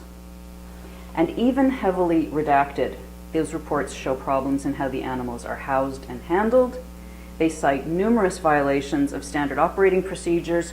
Almost all of them show deficiencies in sanitation, inadequacy of design of housing, low standard of living conditions, lack of safety. Some are using expired drugs, including anesthetics and pain relievers. Some document injury to animals through faulty equipment and rundown facilities. Many instances of human failure to protect dogs and cats in their care from other animals who may be vicious or dangerously ill or terrified. Failure to provide adequate veterinary care or proper oversight. Various reports cite dogs housed in small rusty cages where the lights are never turned off. You hear constant barking, but you can't see the other animals. I was actually in a facility like that, where the humans don't come on the weekend. They're not fed, they're not given anesthetic, their cages aren't clean. I don't work on Sundays. And there are specific examples. One where, I won't go over all of them, the inspector writes, intervention action to be taken for dogs that were experiencing severe pain was not included. Types and dosages of analgesics, not even mentioned. One lab had no standard operating procedure to ensure consistent, regular involvement of veterinary staff. Another lacked requirements for regular veterinary care, sloppy practices in terms of open feed. One report noted serious consideration should be given to providing experience in current anesthetic strategies for students, despite this being a terminal procedure. Read between the lines. One report noted, I was informed there was an outbreak of feline panleukopenia in the cat room. There was no opportunity to isolate the infected cats as there wasn't a quarantine room in the facility and some had to be euthanized. There's much more. And I'll steal Erika's, or I hope I'm not stealing Erika's thunder by sharing with you an observation that I read in her report. If we know all of this from such heavily redacted reports, what are those thick black lines covering? So, to finish, thanks to the Animal Alliance's work and other advocacy organizations who've been supporting them over decades, many municipalities in Ontario, as you heard Liz say earlier, including Toronto, London, other urban centers, have opted not to turn their animals over to research, keeping unclaimed pets for as long as necessary to return them home or to try and adopt them out. Some call Animal Alliance's Project Jessie to come out. They have even a relationship. Hey, we come and get a couple of guys, and Animal Alliance will send somebody out, the Project Jessie, to rescue those animals and try and find homes for them. But others, and they're often smaller centers, rural centers, they lack funds, they lack public support, they lack paid personnel to provide shelter or care for stray animals. They lack the nerve, maybe, to defy provincial law. And then the contracts for animal collection will often go to private operators, and the ones who are in it for the money are very happy to get the few bucks they get for selling animals to research. In some cases, as Liz already mentioned, there are no municipal bylaws in place, so they're hearing stories of people sometimes posing as Humane Society officials, driving around, picking up strays, stealing them from doorsteps. This is a very common practice. That's what motivated the passage of the Animals for Research Act back in the 70s in the first place, not concern about what was happening to animals in labs, concern about pets that were being stolen and used in research. So the goal now, again, that Animal Alliance is striking back up is to amend the law to stop the sale of pets to research. And I want to thank all of you for who are in this room for supporting them in that work. Thank you.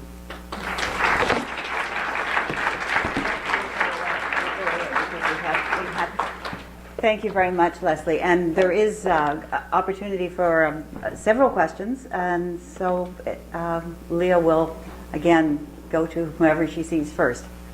Great, I didn't use mine. Use your report. She sent it to me. It was great. I was just curious, so Liz had mentioned like the bylaw that Toronto passed so that they wouldn't have to hand their animals over. So if you were saying that the provincial legislation says that they must, how is Toronto able to do that? I think if I'm getting this right, it's not that they've passed a better law, it's just they're justifying it. They're just not doing it. And they haven't gotten into any trouble, yeah. It's not necessarily an issue people want to take on. I'm not sure the research industry wants to draw attention to the fact that they're coming for your pets. So it's kind of interesting, you know, the places who have had the nerve to do it haven't seen any challenges as far as I know.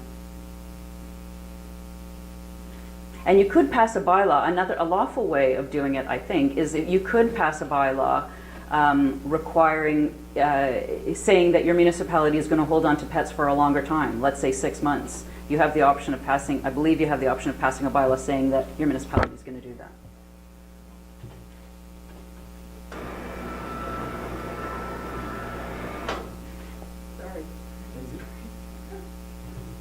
Sorry, we were just trying to, because the light is coming in and reflecting off the building. We're just trying to, sorry, didn't mean to interrupt. Hi there. Very interesting. You know, evidently, I, like everyone here, are against animal research. And we know it exists. I learned years ago, University of Toronto, weekly do experiments on animals. I saw the building, but not the fact here. What options exist though? They can't experiment on animals. I'm against it, but to you, I pose the question, what options exist? Before you answer as well, I'll tell you, I listened to Tita's town hall meeting, and Ingrid Newkirk was speaking the other day, and was claiming that there was a lot of changes, like Sue and Chew, animal research, and that in particular, I recall hearing Japan and South Korea had finally, after many years, Tita was trying to ask them to change experimentation on dogs, like cultivating dogs and such, for research purposes and so on. We have agreed not to do that anymore, and that a myriad of companies, I think she was saying, or someone else during the town hall meeting, that you could tune in through your phone and so forth, that back in the 80s, there was like 3 to 5 companies that used to advertise they banned animal testing on their products, and now today there's over 3,000 or 4,000 or something of that nature. But frankly, what options are there to not test on animals? Well, so thank you for the question. And in some ways, while I said I love to talk about animals for research, it's also a difficult topic to do in a short time, because to do justice to your question is a lecture unto itself. But perhaps a short way of answering is to say, how are we going to grow cotton in the southern United States without slaves? How are we going to run our trains across Canada without Chinese slaves to build the tracks for us? So we get so used, there's a process of normalization where we see things happening and we think this is the way it has to be done, but why does that make it okay? Just because we do it that way. So we might ask, how are we ever going to find the cures to human disease if we don't experiment on humans? And people would say, what? That's horrifying. Of course we wouldn't experiment on humans. Oh, okay. Well, so if we've already now acknowledged, we're not going to use the best group possible, what are the criteria for determining what is acceptable? So people get used to doing it because we've always done it this way, but that doesn't mean it's justifiable. And there's a more scientific answer too, which I'm not qualified to give, but I can say there is mounting scientific evidence from very reputable research institutions with respect to cancer, with respect to heart disease, and many of the leading killers that say not only is animal research not effective, but that it's actually deceptive.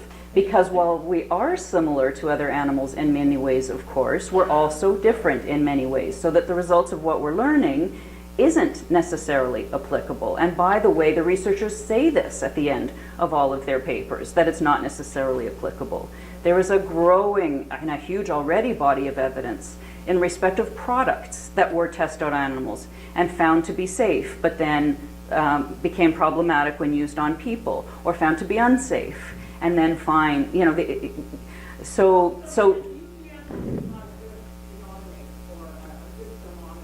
we shouldn't assume that just because we've always done it, it's justifiable to continue to do it. And the truth is that now that more and more people are starting to see it that way and ask questions, miracle upon miracle, the industry is finding there are all sorts of alternatives that they can use, whether it's with computers or actually Troy, who's going to speak now, is probably in a much better position to elaborate on this than I am, because he's more familiar with, up to date on some of this stuff. So maybe if it's okay, I'll cut it off here and defer to him to pick it up.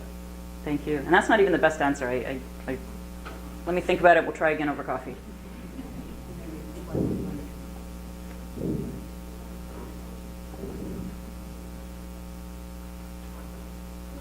What industries now, in particular, are still doing animal testing? So is it like, you naturally think cosmetics, things that, I don't know, but it could be universities, like, I went to university, well, I know they do testing. They all do it.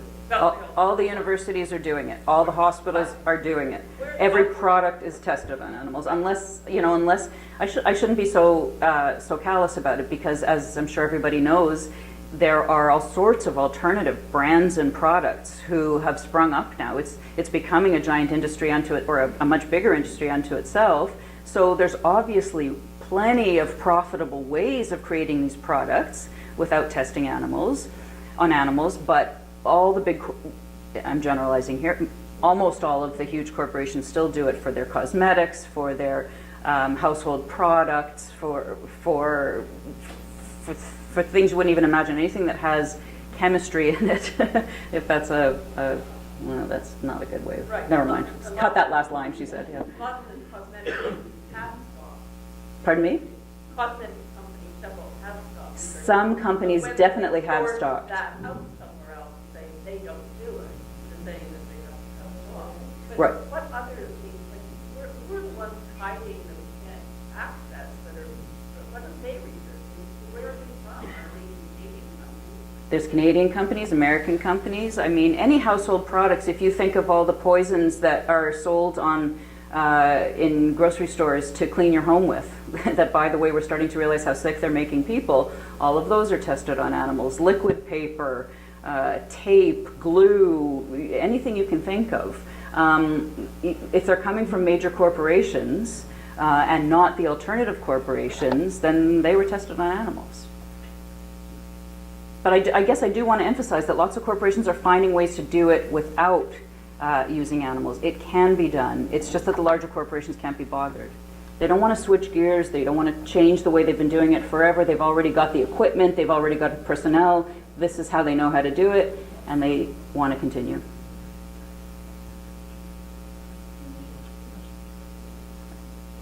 Can you just speak quickly on what the cosmetic ban on animals in Canada means? Because wasn't that a law that was passed about a year ago or something, and have companies complied? Is that actually, just if you know anything about that, if you could speak on that. Well, thank you very much for that question. That's a perfect segue to Troy's presentation. That's exactly what he's talking about. So I'll turn it over. Thank you, everybody.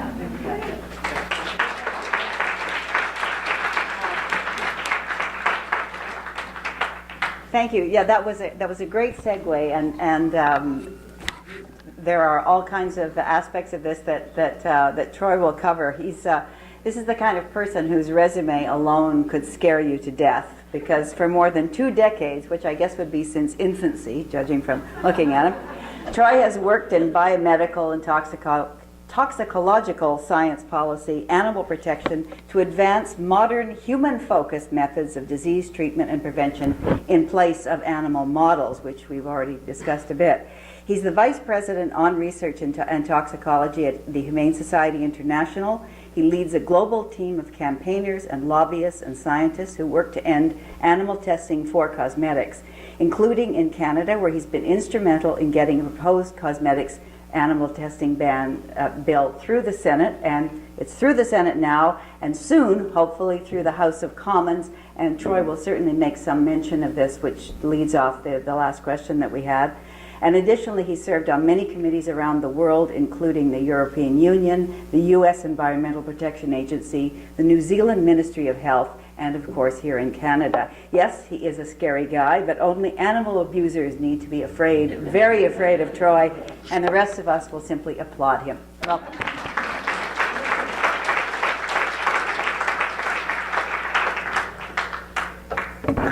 All right, bear with me for 1 moment.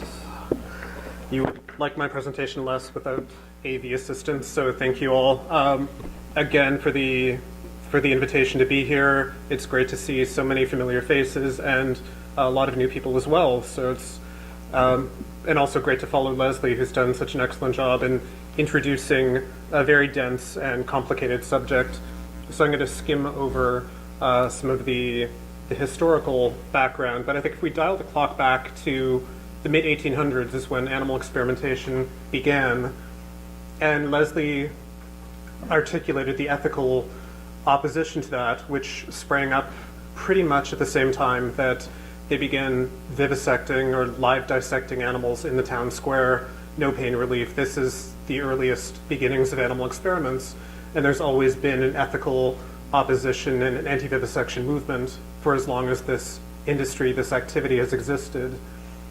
If we dial forward now to the mid-1950s, another school of thought began to appear, which is the scientific case, to say, mice are not little humans with tails. We're different species, and an extremely hard-line scientific argument began to be articulated, saying, the use of the word scientific fraud has been used. And then a third school of thought also emerged in 1959, a response from the scientific community itself, and the principle of the 3 Rs, to reduce, to refine, and ultimately replace the use of animals in science, was also articulated. And it doesn't really matter which of those resonates with you, because I think if we look at this in the Canadian context and look at the straight numbers, the statistics on animal use from 1979 until a couple of years ago, you don't need to be a statistician to see the trend line is going up, not down. And although these are summary numbers, they don't capture some of the victories that Liz and Lesli have pointed out. On the whole, we're not winning, and the animals are not winning. And this is despite the 60th anniversary of the 3R principle from the scientific community. I think if you go to any institution, U of T, U of Guelph, and ask scientists, do you support alternatives? Do you support the 3Rs? Everybody does. And yet, why is that the line going up and not down? This is also, CCAC, which Lesli introduced, has been around since 1968, decades. 50th anniversary of this institution, which is supposed to be enforcing the 3R principle through Canada. Again, the proof is in the pudding. So I hate to start on a bit of a downer, but I think we need to be realistic about where we are in the state of play. I entered the world in 1975 and the animal protection space in the early 1990s.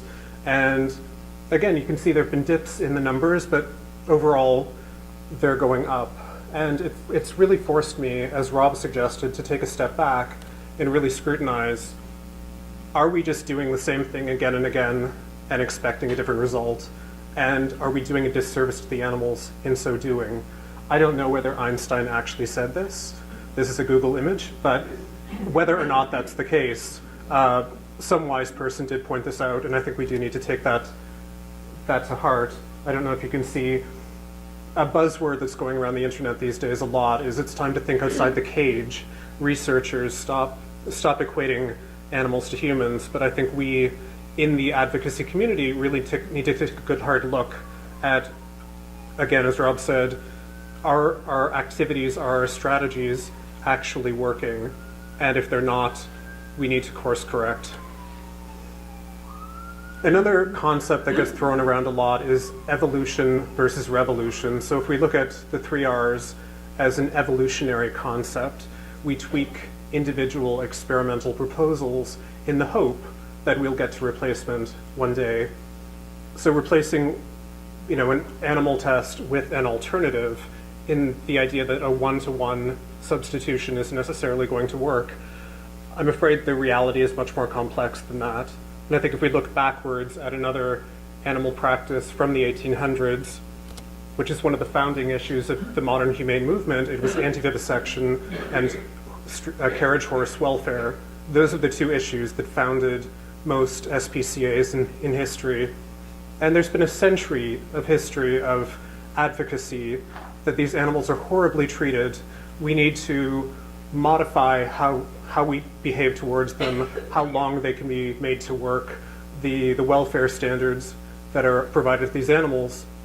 But the number one thing that actually addressed this issue, mostly once and for all, is the invention of the automobile. Coming up with a better alternative, a revolutionary way to address a human need. And if we view animal research, animal testing through the same lens, as Lesli said, it's the wrong thing, but for an acceptable reason. Curing disease is not selfish. There's nothing wrong with that.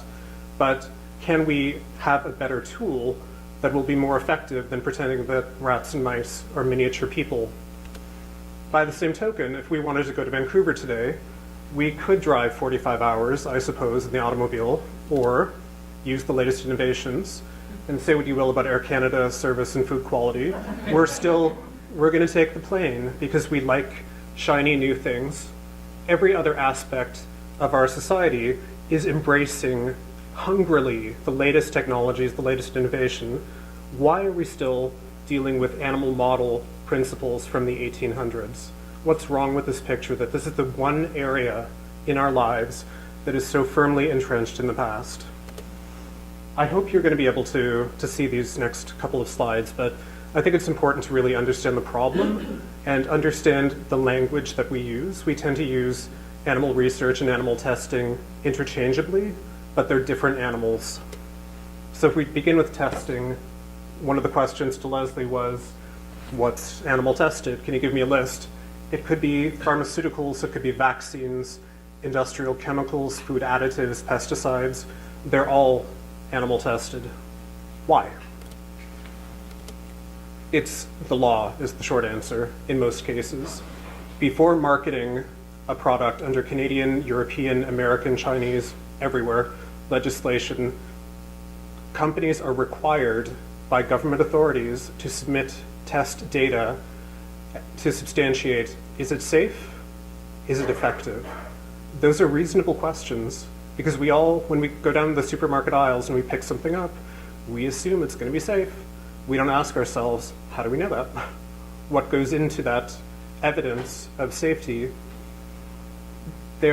Depending on the kind of product and the particular piece of legislation, there could be a long list of testing requirements. It could be, you may be familiar with the LD50, the lethal dose 50% test. They have oral skin exposure, forced inhalation variants of that test. Eye and skin irritation, skin allergy, does it cause cancer, birth defects? There's a long, often tick the box list. And this is just in Canada. Then we have to consider that we're living in an age of global trade. So it's not just Canada. If I'm a company and I want to sell any new chemical, I have to consider what are all of the laws and regulations in every country where I want to sell this thing. And if we have an alternative method, say a skin model that uses human 3D tissue instead of blinding a rabbit, if that is accepted in all but one major market, and I want to sell in that market, that country, guess what? I'm still doing the rabbit test because I have to follow the law or choose not to sell in that country. And multinationals don't become multinationals by going down on the other side of that issue. So the reality is these companies are following legal requirements which are extremely complicated and tick at least a dozen major national sets of regulations. So that's why everything is animal tested and why it takes bloody forever to change it. The other scenario is research, and that could be fundamental research. What does this enzyme do in biology? Or I would like to understand cancer, HIV, looking at a particular medical application. And here's a very different story. There is no law anywhere that says, in order to investigate these things, you must use animals. What happens is there's a group of organizations. It could be a government funding agency. It could be a charity like the Heart and Stroke Foundation. It could be the Gates Foundation. Someone with money decides, I'm going to allocate this money to a particular purpose, and they determine the eligibility. So they could say, I've got $100 million, I'd like to look at lung cancer, and they publish that to the universe of scientists, and they will decide, if they don't specify, I could be looking at improving animal models, or I could be looking at human tissue on a chip. And if I'm a funding agency, I could put brackets around my funding and say, no, I want $100 million for a human-based approach. Or I want 100 million, we've mapped the human genome, knock some genes out of mice, see what happens. So these scientists, U of T, wherever, they're hungry. They survive based on grant funding. So they're going to be reading these grant applications and preparing proposals. And depending on, again, going back to the beginning, what are the parameters, what are the criteria that the funding bodies set is going to dictate fork in the road. If I am deciding I want to do an animal type of study, I'm going to do a proposal. It's going to go to my local institutional animal care committee to judge the ethics of it. If it follows a peer review and I'm successful in getting funding, rubber stamp, dead animals. Or alternatively, if you go down the human-based track, everything downstream from that doesn't happen, and you're able to develop a human biology-based approach to addressing a human health concern. So that's just kind of a wordy way of saying a lot of what Lesli was talking about is at the right-hand side of that flow diagram. And historically, whether we're talking about the CCAC, confidentiality, access to information, all of that is happening very late in the process. I would argue too late to really make a meaningful difference on a large scale. If we can move the money and set different parameters, and think about it, if you're donating to a charity, if every person who made a donation, I won't name charities, but made it clear that they will not accept their charitable donations being used for any of that downstream animal use, guess what's going to happen? So we can make a tremendous impact at a very critical stage in the process. Looking at, back to the toxicology, the animal testing space, how do we achieve replacement in practice? And I'm glad one of the questions came up talking about the one-year dog test, which is something that HSI has been working on as well. The scientific evidence that this test, where beagle dogs, 36 per test, are broken into 4 groups, and they are either force-fed or their food is laced with the pesticide chemical for 1 year. And then at the end of the test, they're killed, dissected. It's basically a fishing expedition to see what this pesticide did to their insides. This test was declared scientifically meaningless by regulatory scientists who would know back in the late 1990s. In 2007, the US removed it as a requirement, and in over a decade later, we got the European Union, India, Canada. Last year, Japan and South Korea finally took it off the books. Brazil is the last holdout. So we actually have a situation with a company we're talking to now, which has been at the forefront of helping us get this test taken off the books. And they feel they're not able to do business in Brazil because the government is still requiring legally this one test. So it's that one holdout country is a barrier, and it's not just a barrier to one company. So how do we deal with this? I mean, this has been a 20-year process to remove one scientifically needless animal test, and there are dozens of animal tests across different regulatory frameworks across 200 countries in the world. We need a much more efficient way of getting through this. The solution that HSI is working on is what we call mandatory alternatives laws, and it's predicated on a European model from 1986, which is sort of, it's taking the 3 R's and making it law to say, if an alternative approach is reasonably available, thou shalt not conduct an animal experiment. So you establish across the board, it doesn't matter whether it's a drug, a pesticide, cosmetic, chemical, if there is an alternative approach, the regulators must accept the alternative. And we've been successful in 2014 in having that measure taken up in Brazil, together with a 5-year mandatory phase-out for the animal test that is replaceable.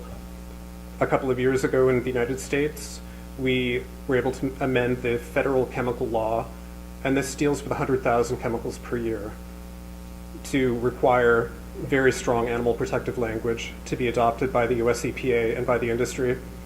And in South Korea, back in 2017, we were able to do the same thing with their legislation. So it's a slow process, but as we're covering these major countries whose decisions really make an impact on millions, if not tens of millions of animals every year, we're able to go in a fundamental way and hopefully dramatically accelerate the process of using alternatives. Back to Canada, cosmetics, another question that came up. This has been a long thought campaign going back to the 1970s, long before my time. But after the European Union became the largest cruelty-free beauty market, meaning banning animal testing for cosmetics, as well as the sale of cosmetics that have been subject to any new animal testing after 2013, we have seen the floodgates open, and it's by having the luxury of I have a team around the world. So I have people in Korea, Japan, China, and elsewhere. So we've been able to get 37 national bans to date, and by we, I include other organizations who also work in this space. There are 8 state bans, and we have 10 similar laws that are working their way through the legal process as we speak, Canada being one of them. So where are we with the Cruelty-Free Cosmetics Act? It cleared our federal Senate in June. It is pending reintroduction for first reading before the House of Commons. Hopefully, cross your fingers, the next week or two, we will see that. HSI and Animal Alliance have been working in lockstep on this since the beginning, and we're working to really try and negotiate with the major beauty companies and the industry position to get agreement on what the language they can live with, so that we will hopefully see this move very quickly through the legislative process. Because as you know, we have an election this year, so at the end of June, if this hasn't been through the full 3 readings and up to royal assent, we get knocked back. So I can't overstate the urgency here. I'm optimistic we're going to get there, but we really are counting on each and every one of our supporters to get on the phone, get on email to your member of parliament, and really rock the boat. So I'm going to pivot quickly to a little more science, because as Lesli pointed out, however you feel about animal protection, animal rights, the ethics, there's also the scientific reality that around 95% of new drugs that appear safe and effective in animal tests wind up being unsafe or ineffective when they're given to humans. So this, you can see the bars are the amount of money that the number of new drugs approved. The cost is the straight line. Fewer new drugs approved, higher costs. The model isn't working, and the industry itself knows it. And by the numbers, we're talking about $2.5 billion for every new drug candidate. That takes around 13 and a half years on average to come to market, and thousands of animals. And these are drug companies who gave this quote. Most of this failure is due to the limited predictive value of preclinical, aka animal models. And as much as we focus on the animal piece of it, also being cognizant, going back to Rob's idea of other communities we need to reach out to, we're all family members who are suffering from diseases. We are all not benefiting from this situation. And I think we really need to break out of the your child or your dog kind of polemic that certainly some of the opposition would like us to continue going around that hamster wheel. But the reality is we're all losing, and we need to break out of that. One of the most sort of bang you over the head quotes that I've encountered in recent years is, we've moved away from studying human disease in humans. The problem is it hasn't worked. And it's time we stop dancing around the problem. We need to refocus and adopt new methodologies for use in humans to understand disease in humans. This wise person isn't me, isn't PETA.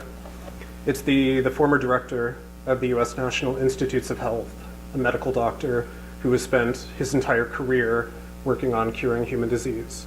So this is a high-level recognition that we have a serious problem. What HSI has been doing, we've launched a collaboration called Biomedical Research in the 21st Century, or Biomed 21, and we've been taking this high-level concept and working with scientists who have been, again, career in the trenches, Alzheimer's disease, autism. They're in the labs. This is their life. This is why they get out of bed in the morning. And we've commissioned them to do critical reviews, objective, independent of us, and what is working, what is not working, And I don't have time today to get into the nitty-gritty of what they found, but these people are shredding the preconceived notions within the science community, and they're doing it on a disease-by-disease basis. And we're taking those results and giving them to the charities who are working in these areas and say, excuse me, can we have a conversation? Because this isn't benefiting your interest, your stakeholders either.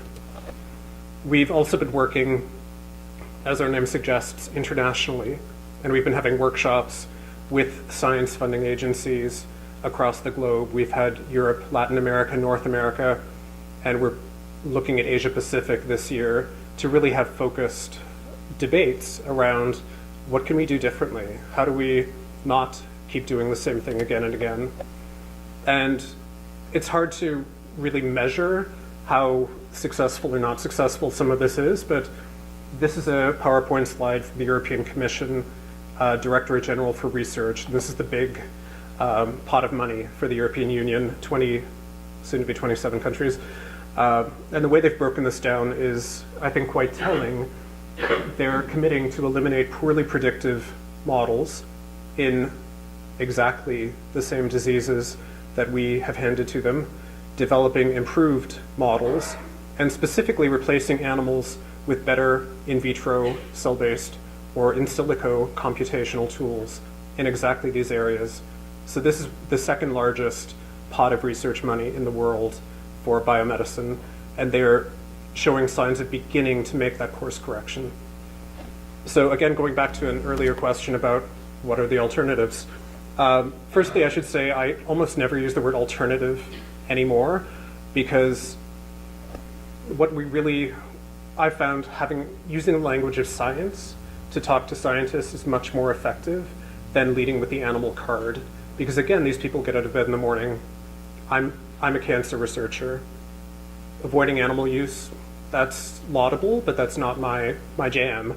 So speaking to them and just taking the same ideas, but reframing, repackaging, rebranding them using a little more scientific lingo has worked wonders in opening doors.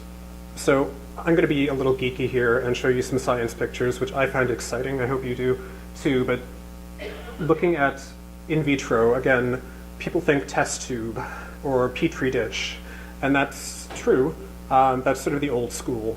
We've now, if you look at that little panel on the right, that is what's called a well plate, and that has 1,536 little grooves in it. So think that many test tubes, which no human being, imagine doing that for your daily life.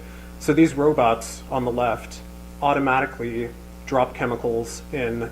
So you can look at a greater number of chemicals, a greater number of dosages, completely automated, work nights and weekends. You don't need to go in and clean cages. So the cost involved in this crashes. The time involved is a fraction of doing an animal test. And the amount of information you get is, you need supercomputers to deal with it because it's information overload. Slightly less efficient, but also much more relevant. We have, if you've heard of organs on a chip, this diagram is from the NIH, the National Institutes of Health in the US, which has invested over $200 million in the past 5 years in this cutting edge, creating a human organ on a chip for key body systems in the human body. This, the top right, is a lung on a chip. So think like a little thumb drive where you have channels for pumping air in and out, so it contracts and expands the way our lungs do when we breathe. And there's a channel for air, there's a channel for blood, and just think if you can study emphysema to lung cancer using human cells that not only sit in a petri dish and get bored and cranky because there's there's nothing to do. Here they have a much more biosimilar kind of environment where you have, oxygen in, waste goes out. It's much more representative of the real world. Here's a little video. This is a blinking eye on a chip from the University of Pittsburgh. And again, that's human cornea eye tissue. The image on the left is a Dray's test, the rabbit test from the 1940s. It's no contest. I mean, this isn't just an animal person saying, oh, we have better alternatives, trust me.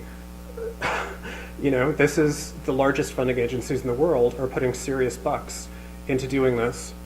And this, right now, this is one organ at a time, but the objective is to have an entire human on one of these tiny little chips that have the key body systems, the blood flow, the oxygen flow.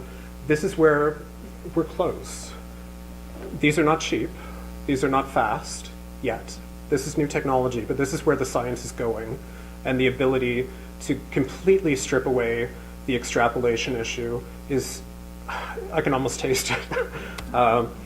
And finally, when I think about it, when I hear the words animal model, I think black box. You force feed something to a rat, you know, feet up, feet down, you don't really know what happened. But we have decades of medical research information that is published in science journals, which are behind journal firewalls, where you have to pay and you have to, you know, clunkily go through them and read paper by paper. It's really hard to access what do we, you know, as the human species actually know. How do we capture scientific knowledge? And this is a simplified way of saying from the time we're exposed to something, what do we know about what happens within the molecules in our cells, the tissues, the organ, all the way up. And there's a lot of different places where we can get that information, from clinicians to molecular biologists, and different models that I've covered that can be used to test. This is a really oversimplified way of presenting you know, this kind of diagram. Human biology is not simple. If it were, we wouldn't be having this conversation. We'd have cracked it. It's not as simple as building a car to replace a horse. This is a grand challenge of our time, and this is why we need very sophisticated computers as well. But the opportunity to move away from this one-to-one animal versus alternative kind of thinking, which has never really worked, and be able to put all of these tools together, we're already seeing some of this being used for safety decisions today. Drug companies are at the very bleeding cutting edge of this. They're using it, they're making decisions. It's a matter of mainstreaming it, making sure that laboratories across the world have this kind of capability. And right now, if we look at the top right, the current approach is expensive. It uses 150 million animals per year.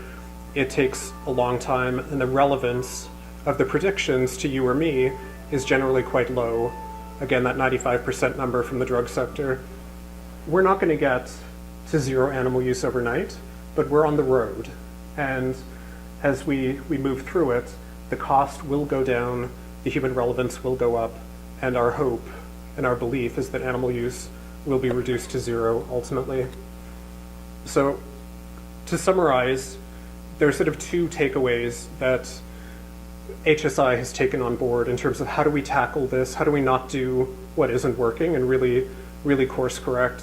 And the first, in relation to the testing, is really investing in these mandatory alternatives laws so that as we have these new methods coming on board, hopefully it'll be an automated process where governments just take it and run, rather than we have to, you know, fly to Seoul, fly to Beijing, get them in a headlock and make them, not that we do that, but figurative headlocks. And then the other piece, this is around 10%, I should say, of the body count, is toxicology testing. 85 to 90% is research. The beauty with research is if we can move the money in really big pockets, we don't need to change regulations. We don't, you know, scientists will follow the money wherever it happens to lead. We just have to get better at moving that money. And this takes me back to Liz's presentation around how do we become more relevant? How do we make our voices matter more? And by being politically active is a really key piece. So my takeaway is 3 parts. The first, the easiest, help us ban animal testing for cosmetics in Canada. We have an online petition at becrueltyfree.ca. If you haven't signed it, I encourage you to register to obtain updates from us, because we are entering a hot and heavy period of activity, and your members of parliament need to hear from you. The second, take a stand. The animal research is funded almost exclusively by our money. whether that's our donations or by our tax dollars. And that's, I know, a hard thing to kind of drill into.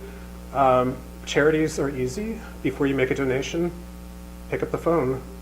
You can ask some really pointed questions.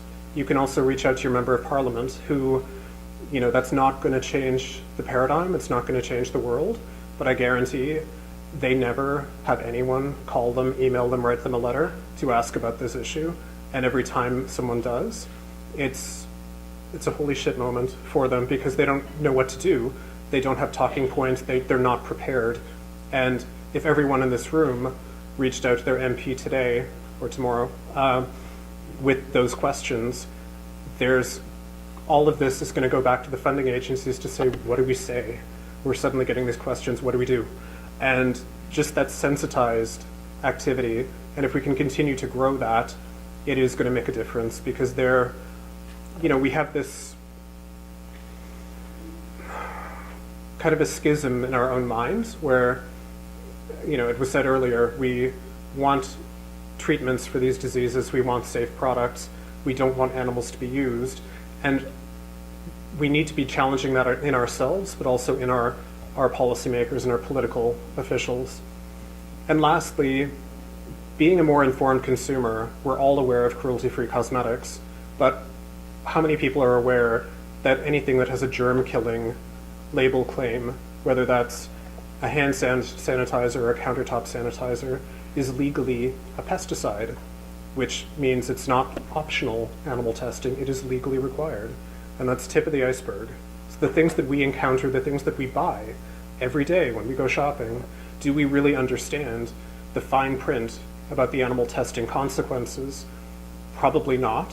I don't know why anyone would go looking for that. That's not nice information to have in your brain. But if you go to hsi.org and animal testing, we have fact sheets that will give you some of that fine print. So with that, I will close. Again, all of this change is really incumbent on each of us as individuals and as supporters of Animal Alliance and other animal advocacy organizations. The change that we achieve is all thanks to you. So thank you all for being here.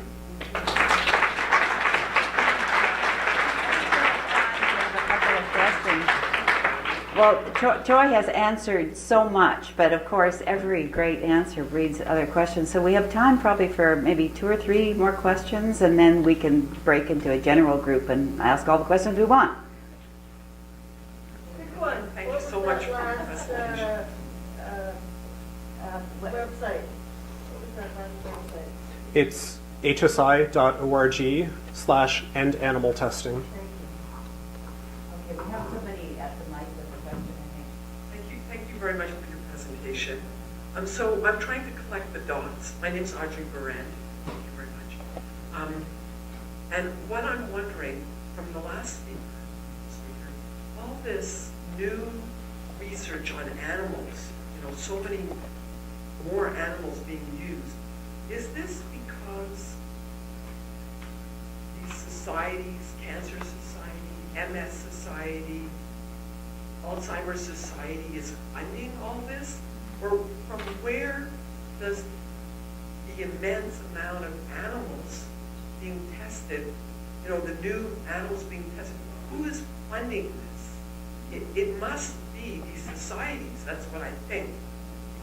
It's a combination of charities, but charities are very small compared to government. It's our tax dollars is number one. Charities or private like Gates and other Wellcome Trust, where specifically the uptick occurs is it's the basic research. It's not the regulatory testing. Those numbers are actually going down because as companies go cruelty-free, et cetera, and the successes that we're all having, it is making an impact to the testing, but the number one thing that's driving the numbers up is genetic engineering of animals. So we've mapped the human genome, we've mapped the mouse genome, and now it's tinker time, where what happens if you stick this gene in a mouse or if you knock this gene out, and it's the breeding to create them, and within that, you create these what are called transgenic or knockout. It's genetically modified, buzzword. But if they develop a strain that they think is interesting, that they'd like to keep around and do things with, it's the stupidest thing. It is the process of having, you've got a room full of these animals, they'll live a year and a half maybe. If you want to keep them around, you keep breeding them. And it's just continuous breeding of genetically interesting animals. In the United Kingdom, which is the only country that breaks down its statistics in a granular enough way for us to know this, 50% of the animals in their labs are just breeding to keep these strains alive. So as much as I am about replacement rather than the other two R's, we could dramatically reduce just a wasteful breed-kill cycle for these animals pretty much overnight if the CCAC and other organizations who claim that they're doing this as part of their jobs would actually get serious about it.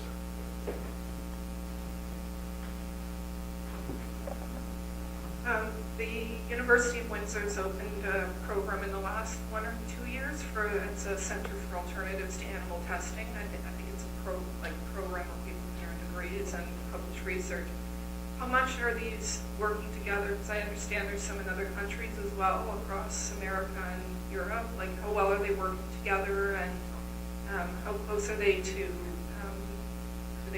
how close are they to being ready to have things to go? Obviously, you put a list of things out, but we're seeing more animals being used as well. So, good question. The international centers for the validation of alternatives, so Europe, United States, Japan, Korea, Brazil, are the big ones. They're focusing in the toxicology, the testing area, and they work very closely together. There's actually an international umbrella, they call it ICADM, International Council for, anyway, it's where they all sit around the same table and cooperate. So that part of it is good. Canada has ambitions to join that, but right now it's sort of a two-headed creature. It's the Canadian Centre for Alternatives to Animal Methods, which is more academically focused. As you said, the degree program, they're working on animals in education, and then they have an ambition through cooperation with Health Canada to work in the testing and the validation area, but that's not off the ground yet. So the conversations have begun, the ambition and the processes for cooperation are there, but even with everything that's being achieved in the testing area, which is more advanced, that's 10% of the total. So whenever you make progress, it's a little blip relative to the landslide or tsunami effect that you get in the biomedical area, if that makes sense. Brilliant presentation, thank you. I think one thing that none of the groups have kind of said is, please give us money. I am a monthly donor to HSI, to Zoocheck, and to Animal Alliance. It's one of the easy things I can do.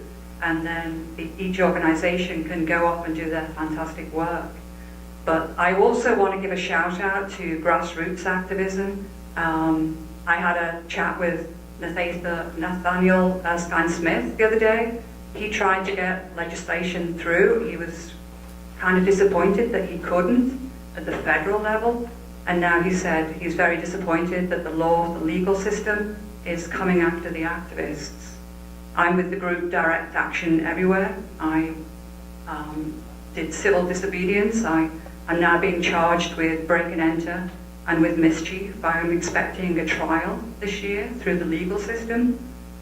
And I want to give a shout out to all those people on the streets with organizations like Anonymous for the Voiceless, the Save Movement, grassroots activism.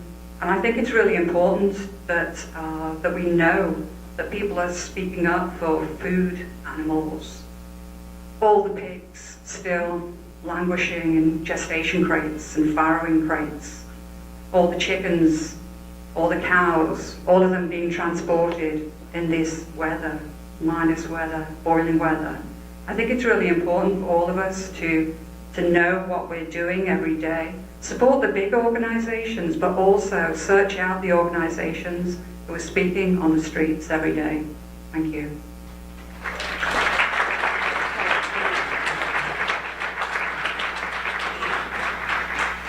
Thank you. Thanks very much. Again, you can hate me. I'm your replacement model for, because I think at this point, because you've been a wonderful audience for more than 2 hours with fabulous presentations, and there are endless questions that we all could ask. So I think at this point, because we still have an hour and a half to meet, greet, eat, all those things, let's take a break now and set up for the social component of the afternoon. And thanks again. I'd like not only to thank our wonderful speakers, and I appreciate that the previous question asker did that, but I also must thank Leah Lascaris, who has been amazing, not only running around with the microphone, that's only the most recent thing that Leah has done, and Vicki Van Linden and Verena Besso, who helped to make today possible. So thank you so much, and thanks for being here.